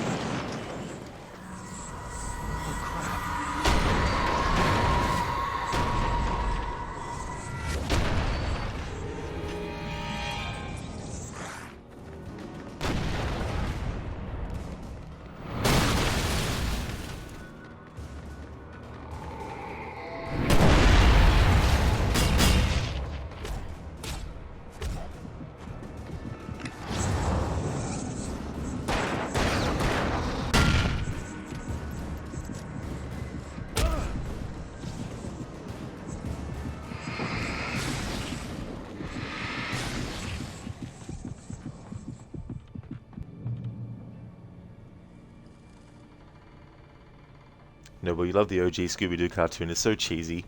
Oh, absolutely. It's interesting when things go for a long time, but sometimes the earlier versions are the better ones. Like, for me with Looney Tunes, growing up as a kid, even though the ones that I watched were decades before I was even alive, I still prefer the ones that are sort of like made in the early decades of the franchise. Because I really like the use of words and different kinds of slang terms that they use in it. And it just feels weird seeing them with like modern technology like internet and mobile phones and all that kind of stuff. So yeah, I prefer Looney Tunes, the ones that were, you know, the early decade ones. And when they still did things like, you know, listen here, Buster, and hey, Mac, you know, all that kind of stuff. Like, you like the old show and Mystery Incorporated. Yeah, that was really cool too, as well. Like, when I look back at the media I consumed growing up and what I became a fan of when I got older, I can definitely point to several things that made me a fan of like horror stuff eventually. Like Scooby-Doo is definitely very, very, very, very, very, very mild, you know, horror stuff. You know, it's just like archetypes and you know, monsters and all that kind of stuff. But watching all that stuff as a kid and all that, I got to a point where I became a fan of horror through that, you know, so. Noble Mystery Incorporated was dark as fuck. They had deaths. Yeah. Not shying away from that. Zereth, there are Scooby snacks in real life. Description: Scooby-Doo doggy peanut butter chocolate Easter dog treat. Dog safe and friendly vitamins. That's really cool. Zereth. Deadly Vulture was edgy. Oh my god. OG Teen Titans. Yeah, that's the other thing too. You know, they can do that with so much stuff.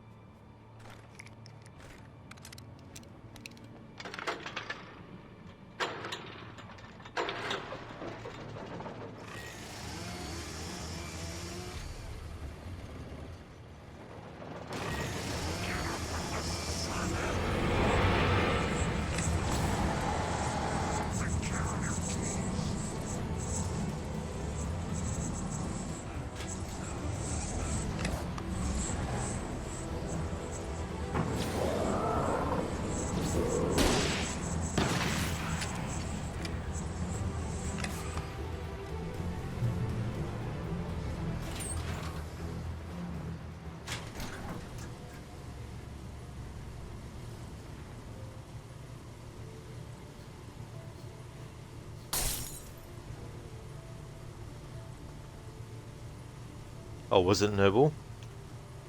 Yeah, I don't have any experience with those particular shows. Is it deadly?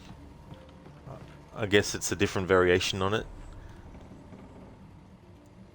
In Mita, thank you for redeeming the Arnie movie scene impression. Thank you very, very much. There's actually one that I added to my own collection of scenes and dialogue from it. So I'll pick one of those since it's a new one that I haven't done on stream before.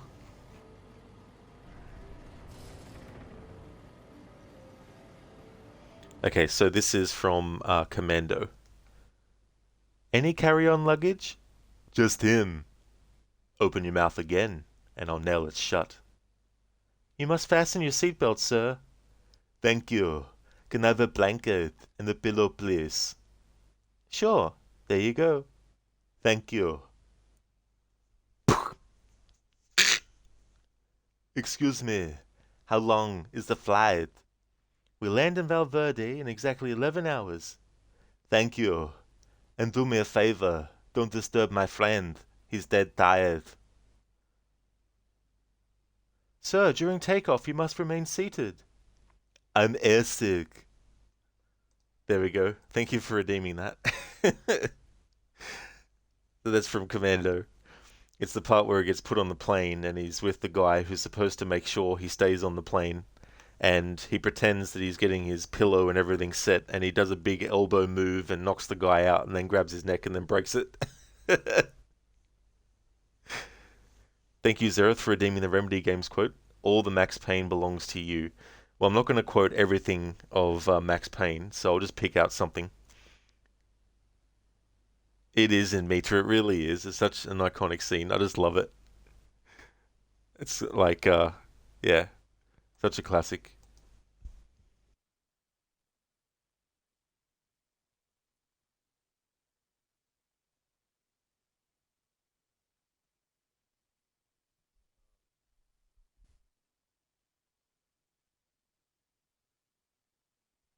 Oh, Zereth, just to clarify, do you mean like Max Payne the first game, or is there a specific game, or just any from any of the games?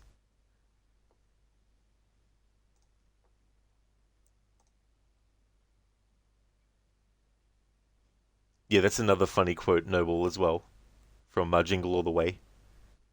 Zereth, well, that would be funny quoting all the Max Payne games. Or Max Payne 1? Yeah, be here for hours. So Max Payne 1? Cool.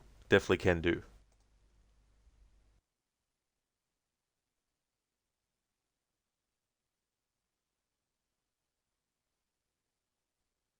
Alright, so this isn't an impression. This is just taking a quote from something and actually just saying it. There's definitely no way I could do a Max Payne impression. Number one, I don't have the same voice as James McCaffrey did, rest in peace. But also my version of my own gruff voice, it doesn't match the version of his gruff voice, so it'd be pointless. Okay, so let's have a look at something from Max Payne 1.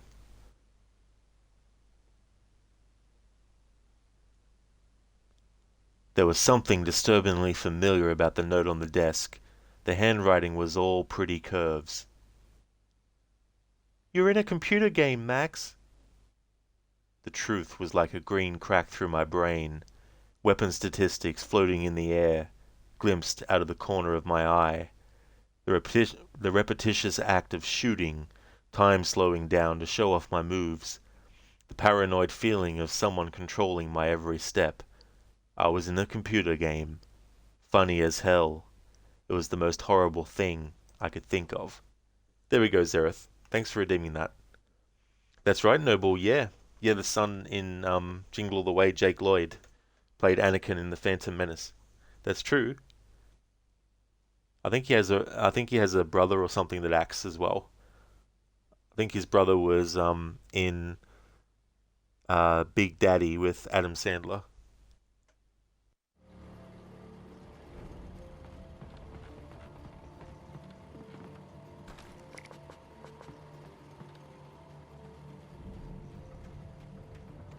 Turn back now.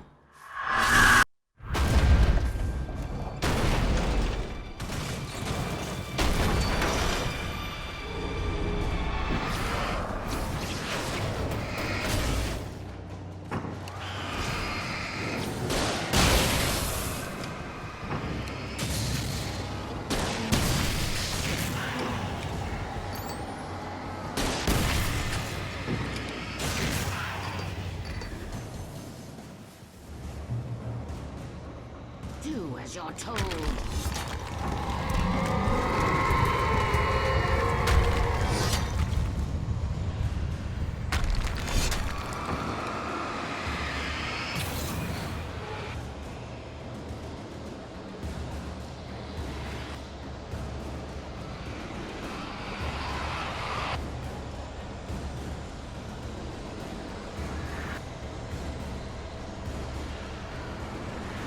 Oh, I see, Deadly, yeah. Yeah, I don't know too much about those characters, so I'm not sure.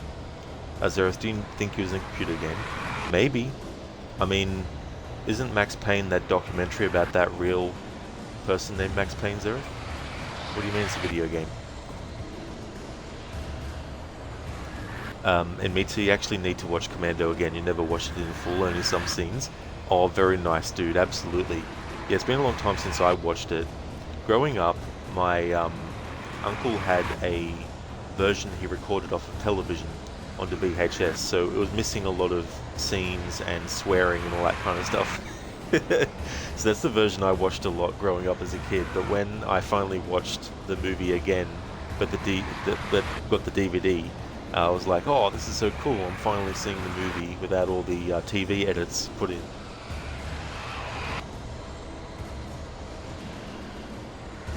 No, well, you need to play the Punisher game on stream. It's so brutal. Oh yeah, that was a great game, that one. It was cool. The whole sort of like interrogations you could do, and then you could choose if you killed the person or not. Yeah, that was a really, really good game, that one. Yeah, it is deadly for sure, that game, yeah, Punisher. You're hoping Insomniac or someone makes a Punisher game. I mean, you never know. Alice never loved you.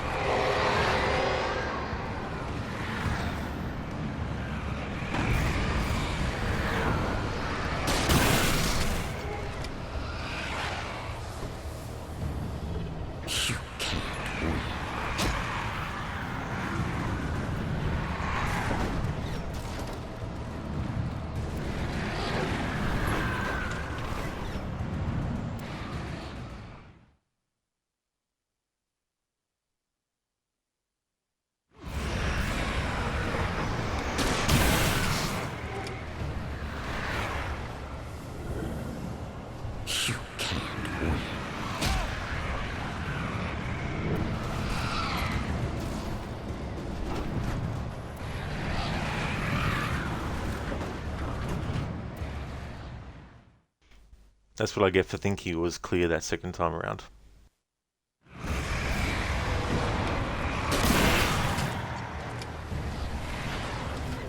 You can't win.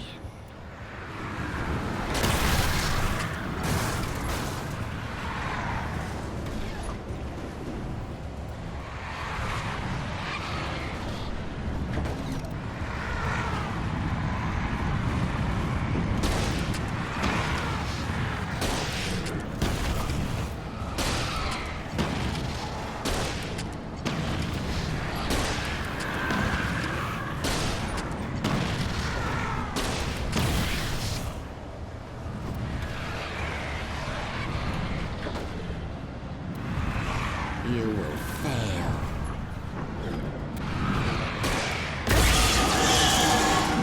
It's all in your head.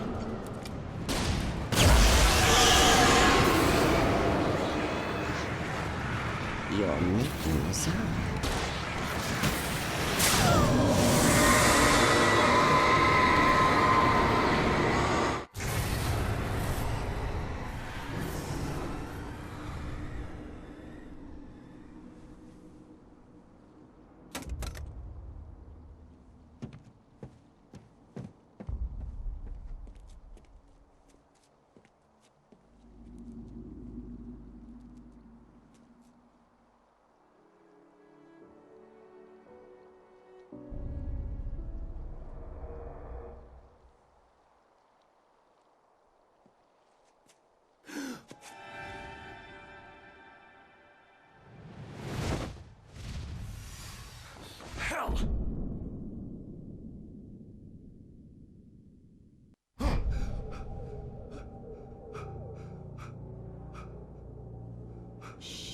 Baby, you were having a bad dream.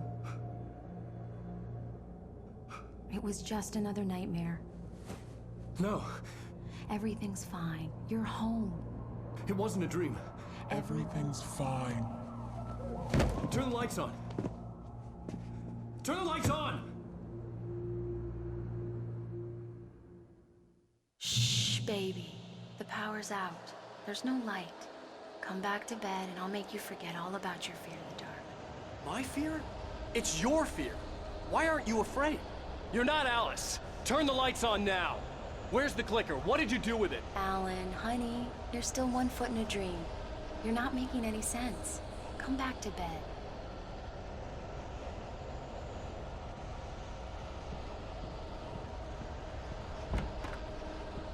Alan, you're scaring me now. Come back to bed. Have you taken your pills? Do you want me to call Dr. Hartman?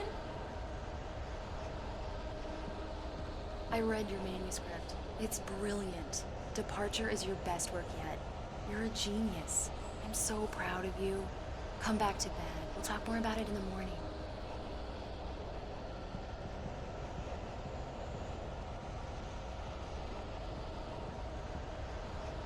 Come back to bed, Alan. Come back to bed, Tom.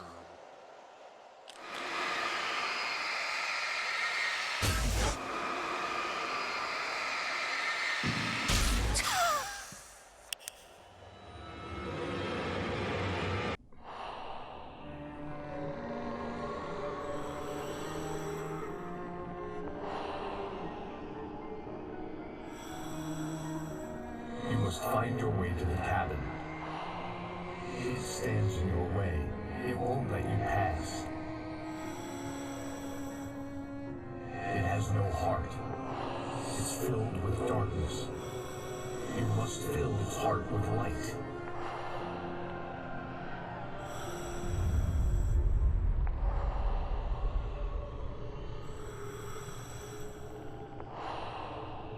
Don't mind him. He's Mr.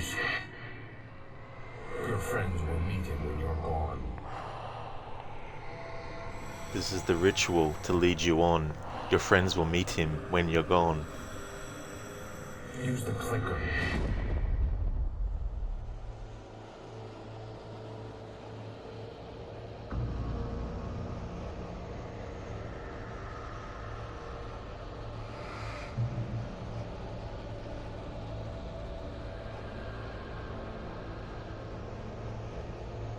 Deadly is still waiting for the Wolverine game.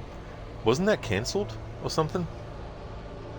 No, well, you threw a guy at a boa and the snake ate him. It's been so long, Noble, since I played that game that I forgot about that part. Admit that Alien movie, like you were telling me yesterday, was weird. That white alien was also a stupid design. Oh yeah, and Mita, Alien Resurrection. Well, that's such a terrible Alien movie. Like, it's just absolutely stupid. Which is a shame, because the actors in it are really good. Like Ron Perlman, for example. You know, he plays a good, like, you know, smart ass as well in stuff. But yeah, like that movie, I think it's the worst Alien movie. Like some would say probably Prometheus or even Covenant, but I mean, those movies wipe the floor with Alien Resurrection. Deadly, you sometimes play games in one day. You're trying to do Watch Dogs 100%. Oh, very nice. That's a really good game. That one does take a lot of time to do 100%, but I hope you enjoy it. Yeah, Alchemy, that was funny getting knocked over by all that stuff. It's funny, like some playthroughs I'll just jump through there and Alan won't die, but some playthroughs like this one happens twice in a row. You're a weaker man than Alan, you'd have been getting back into bed with her. Yeah, Alchemy, it's like, imagine if the game gave you a choice, if there was like an alternate bad ending or something. No, but you like Prometheus, they're making an Alien show. Yeah, I like that movie too, as well. I mean, it doesn't reach the heights of like Alien, or Aliens, but I still liked it. And that's true, yeah, Alien Earth is the name of it. Amita, yeah, pardon me, yeah, it was the only Alien movie so far that you were almost constantly looking at how much time was left from the movie. You're like, when will this end? I don't want this Alien Resurrection.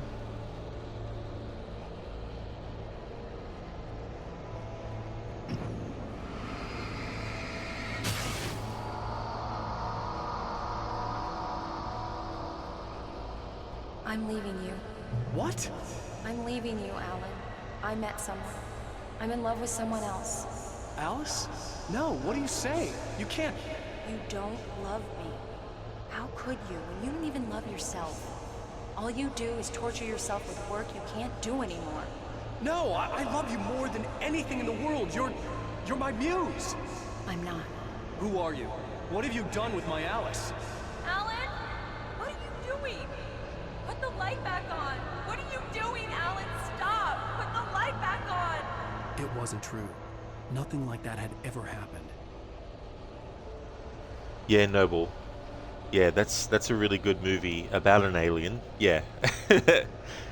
Just to clarify for people who haven't seen those movies, The Thing is separate from the actual Alien franchise with characters like Ellen Ripley and that. But yeah, The Thing is a really, really good movie about an alien that can imitate anyone it touches completely. It's really cool. A lot of, scenes with the characters being paranoid about who's actually still themselves and who's actually been, a copy.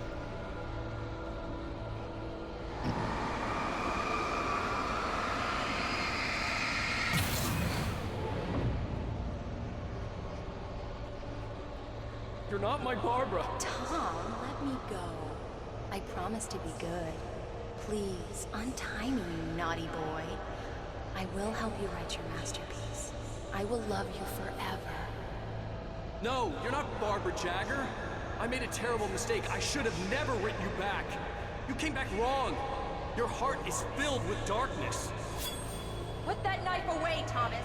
Put it down. Your heart is filled with darkness. I'll cut it out. I'll take you back to the depths you came from.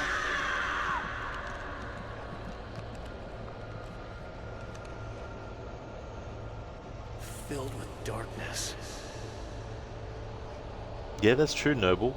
I mean, there's definitely theories about who, at the end, is still themselves and who's the thing. I mean, the video game, I think, confirms one way or the other, but I can't remember now, because I haven't played the video game for a long time. But I don't know if that game is supposed to be canon or something. In Mitra, they also made Ripley like a superhuman with acid, blood, and whatnot. Oh yeah, in Mitra, exactly. Mixing the alien's DNA with her, dead body, or what was left of it, the DNA and all that kind of stuff they got. Noble, you almost got the plat for The Thing. Oh, did you? I never actually finished that game. I had it on PS2, but I think I traded it in because I didn't really like it as much as I thought I would.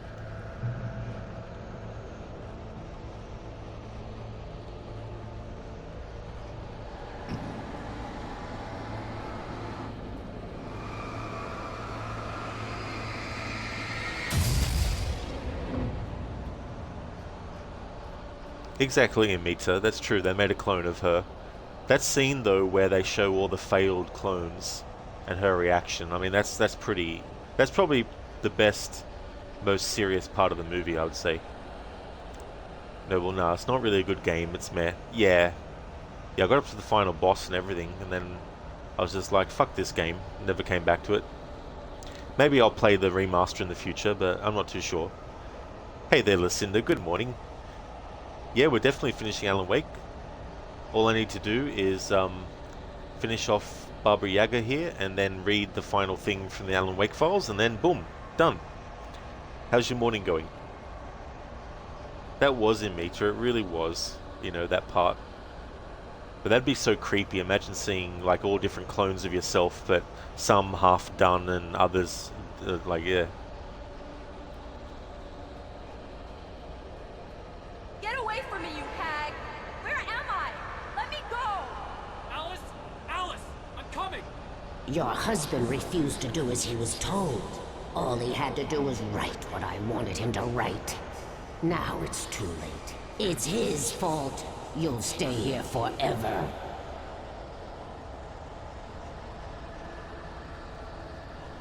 Now, what are your thoughts on the Doom movie? It's terrible, atrocious, one of the worst video game movies ever made. Zereth, it's a wild Lucinda. And it's a wild Zereth. Exactly, Lucinda, a wild Zereth. has been spotted. Zereth Burb. There's your burb.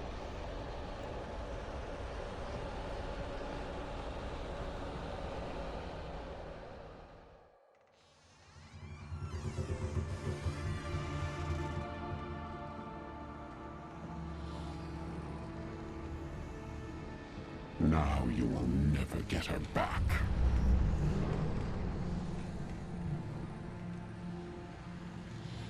I am much older than you. Older than your first work of art. I will find a new face to wear. Someone else to dream me free.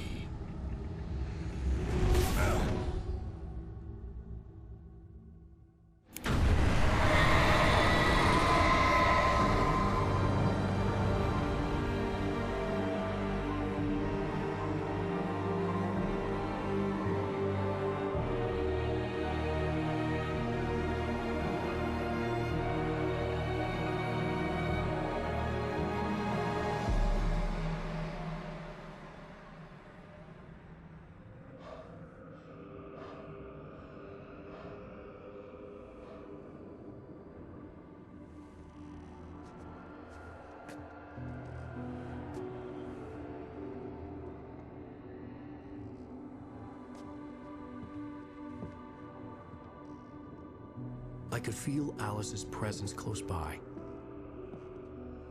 I understood what I had to do now. I knew how to write the ending to Departure. There's light and there's darkness. Cause and effect. There's guilt and there's atonement. But the scales always need to balance. Everything has a price. That's where Zane had gone wrong. There's a long journey through the night back into the light. Alice? Alice?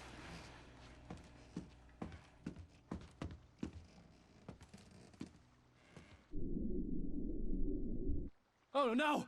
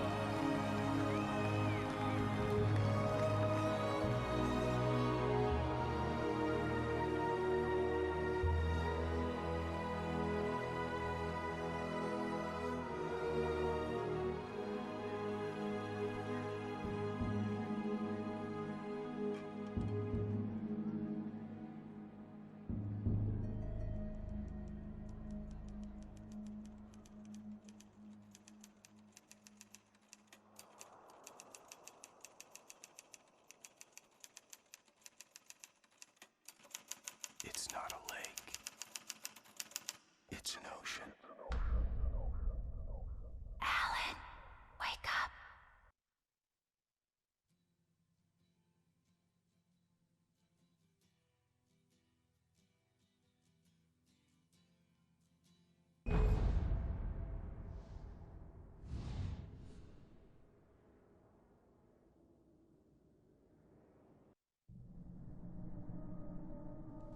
There is one final thing for this playthrough to cover. It's the afterword written by Clay Stewart, the character that at the start of this game we meet, and who dies, but it's part of the dream. And so Clay Stewart doesn't die, but he goes on to write a book that covers certain events and stuff. And so I'm going to read the afterword of that as the final thing before finalizing the playthrough. Before that though, I'd just like to catch up on chat. Yeah, Noble Bone Tomahawk, that was a really good one, that one, with Kurt Russell. Yeah, it was very interesting too, like, very, very sort of like brutal too, having like cannibals and everything like that too involved. Hey there, Lynch Mob, how's things been?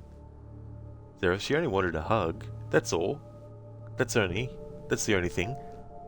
Making stories, there is a right way and a wrong way. That is so true. Alan? Oh wait, that's not Alan. Steve? It's not Alan. We were being lied to the whole time, Zareth. Yeah, Noble, that's a great song, Coconut. You put the lime in the coconut, you drink and bow it up. It's a great song, that one. Thank you, Lucinda, for the GGs. Thank you very, very much. How's your morning going? Zareth GGs.soup. Thank you very much for the GGs as well, Zareth. Appreciate it. So the final thing to read from the Alan Wake files is the afterword. The preceding investigation was conducted at great personal cost. The night I discovered Bright Falls, I left my wife Anna and our newborn son Milo on a quest for a man who had appeared to me in a series of dreams. Anna never understood the importance of my visions, never appreciated that they had a significance that extended beyond our petty lives into the world beyond. Sometimes it felt as though she couldn't see anything beyond the laundry, the bills, the local news. I will admit that she considered my investigation to be, at best, the product of obsession, and at worst, a convenient way by which I could avoid the burdens of fatherhood. In the interests of full disclosure, I will admit that also that since I lost my job, I had not been able to provide for my family in any meaningful sense. Anna and I were once in love, but we married young. I was 20, she was 19, and since our wedding day, I had felt more and more estranged from her. I had become depressed, and I wasn't much use around the house. Milo cried. He cried a lot. I would pick him up and try to play father, but he would scream and bawl till I could hardly stand it. There's truth to what she said, but there's truth to what I found. When I left for Bright Falls that night, I kissed my wife and boy for what I thought might be the last time, convinced that if I found what had appeared to me in my visions, then I would perish the way I had each night for months. Anna told me that if I returned, she and Milo would be gone, and that I wouldn't be able to find them, that it was over between us. She begged me to stay, and as I walked out the door, she wished me dead. The visions were real, but perhaps I was a poor vessel for them. I didn't choose to be pulled into these events. Something happened in Bright Falls in the weeks before the Deer Fest of last year. Just look at the Elderwood Visitor Center, the strange number of disappearances, the walking wounded who speak in repeating sentences and can no longer venture into the light. Their photosensitivity so acute as to render a simple noontime stroll excruciating.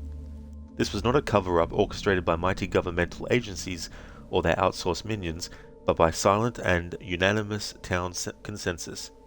No one will talk about it, and everyone concerned has chosen to go on with their lives as though they could bury their memories with their departed loved ones. At the time of printing, I am still unaware of whether Alan Wake is dead, missing, or in hiding. There was one night when I was walking back to the Majestic on the Elderwood Trail, and I thought I saw a man that looked like Wake rounding a bend in the trail.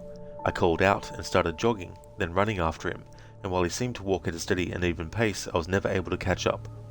There was even a brief moment in which he looked back, and I saw that it was him. He smiled at me as though he were letting me on a big secret, just before rounding the bend. When I caught up, he had vanished. Just an aside here, he's most likely seeing Mr. Scratch.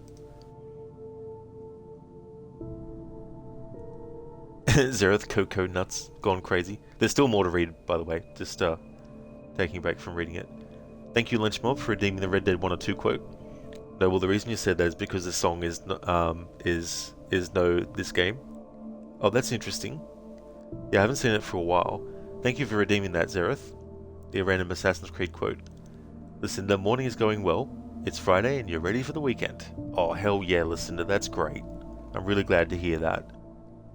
Hey there, Ayad, welcome on in. Those closest to him have refused all requests for interviews, and I've only just recently persuaded his agent Barry Wheeler to drop his lawsuit. I stayed on in Bright Falls for weeks, even helped rebuild the devastation of the Elderwood Visitor Center caused by what some called bad weather, and others referred to as the worst kind of juju. Likewise, my attempts to locate Agent Nightingale have been fruitless. My dreams have stopped and I consider my part in this matter complete.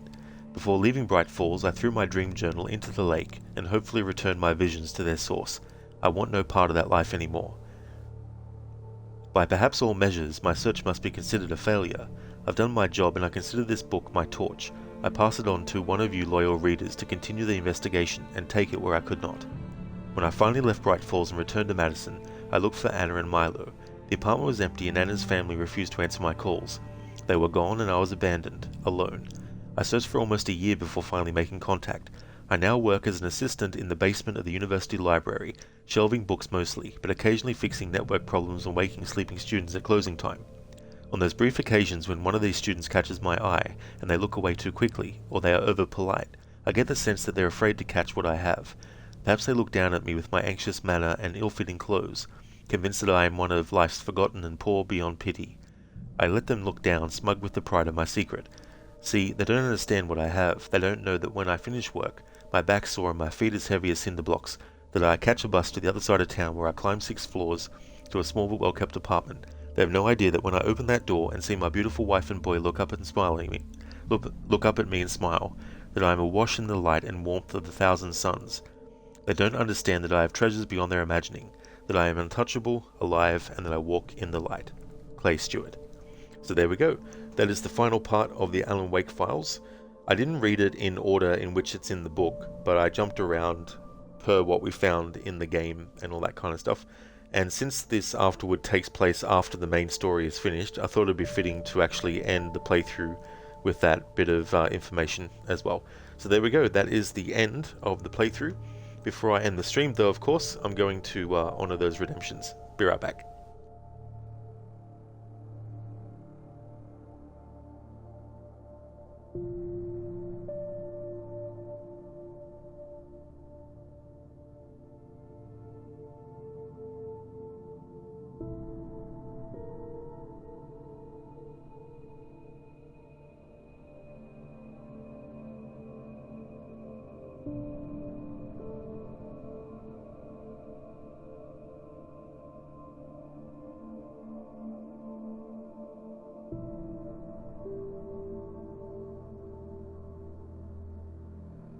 Alright, so I've got a Red Dead quote. You know, we're gonna need to come up with a better story for that scar. So freezing, bleeding, starving, damn near getting eaten to death ain't good enough for you? That is from Red Dead Redemption 2, and that's at the start when Arthur finds John Marston with Javier, and Arthur has that jab. Thank you for redeeming that, Lynchmob. And I'll get your Assassin's quote now, Zereth, as well.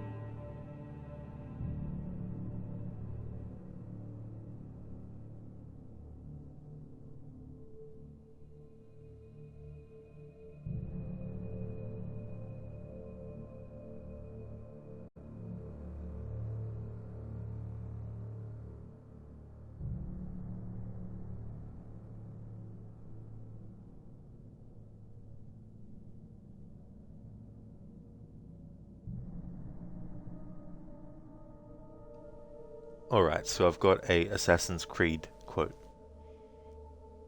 Ah, the gentle sound of opportunity passing us by. So what's stopping us? London is waiting to be liberated. Forget Crawley. Father would have wanted us to listen. Oh, Father!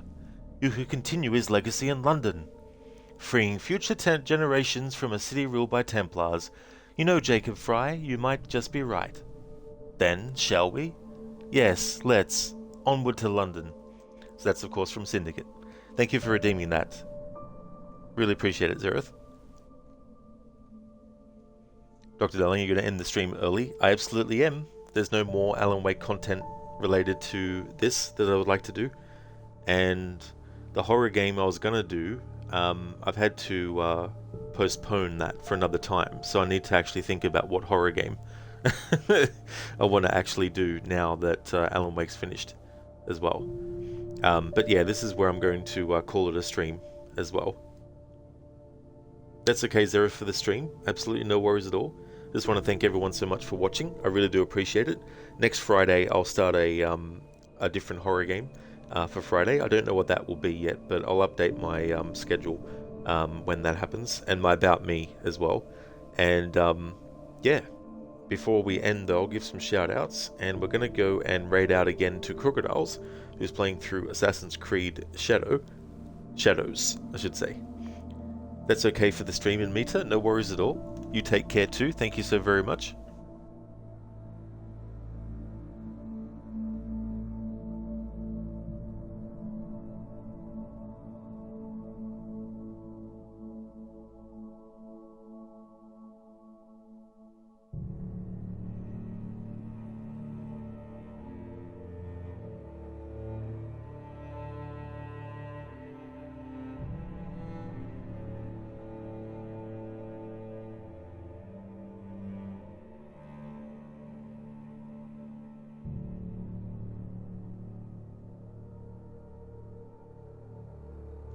Would like to highly recommend people check out the following streamers: in Mita, who's doing a playthrough of Assassin's Creed Unity. He's also got a playthrough of The Witcher 3 doing 100%, no HUD, no fast travel and no looking at the map. Hipsuit, who's doing games like Squirreled Away. Lucinda, who's doing a playthrough of Far Cry Primal. Mr. Gote, who is streaming games like Banish's Ghosts of New Eden.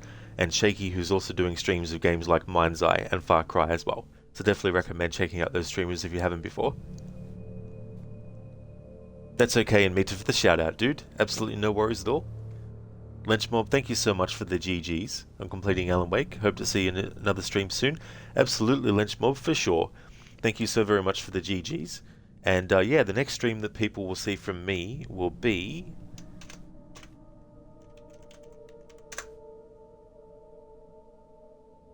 A Plague Tale Innocence. So finishing off that playthrough, and I don't know how long it will take, because I'm now getting to the final levels of the game, and the challenge without being able to get any upgrades could really kick my ass now, because so far it's been pretty easy. But the part where we have to push the big giant cart with Roderick, and also the final boss fight, is probably going to take a long time, I anticipate. So yeah, Saturday will be A Plague Tale Innocence. If I do finish the game though, and there's enough time left and I still feel like streaming, then I'll definitely make a start on the sequel, Requiem, as well.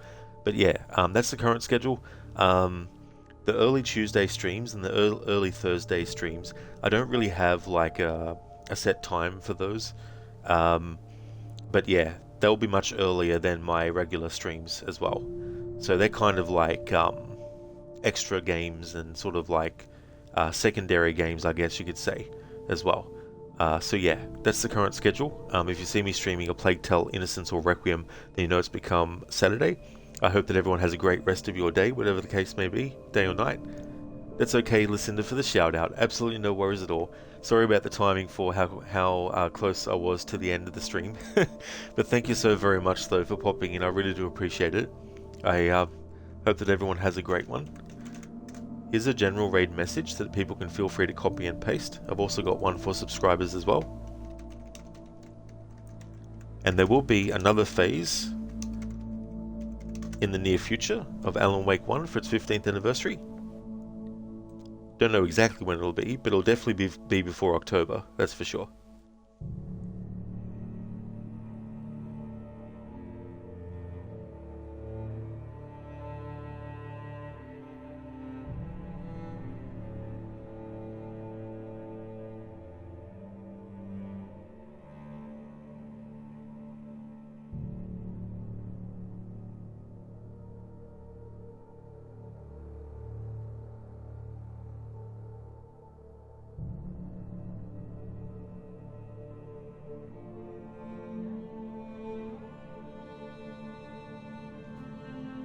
Listen, no worries, it's much better than waking up and finding out that your break between games ends right when you leave for work. Got to see you today and that's all that matters to me. You are my before work cartoons every morning.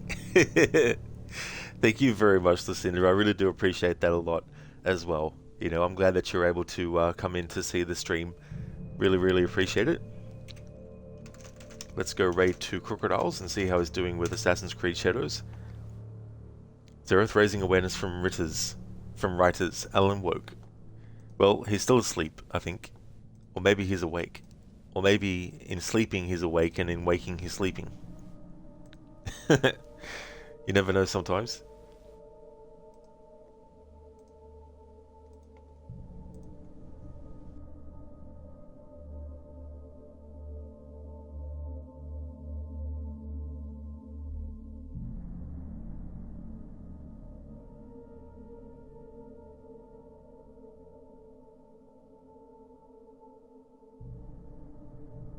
Zereth, sleep, sloop, slup, slope.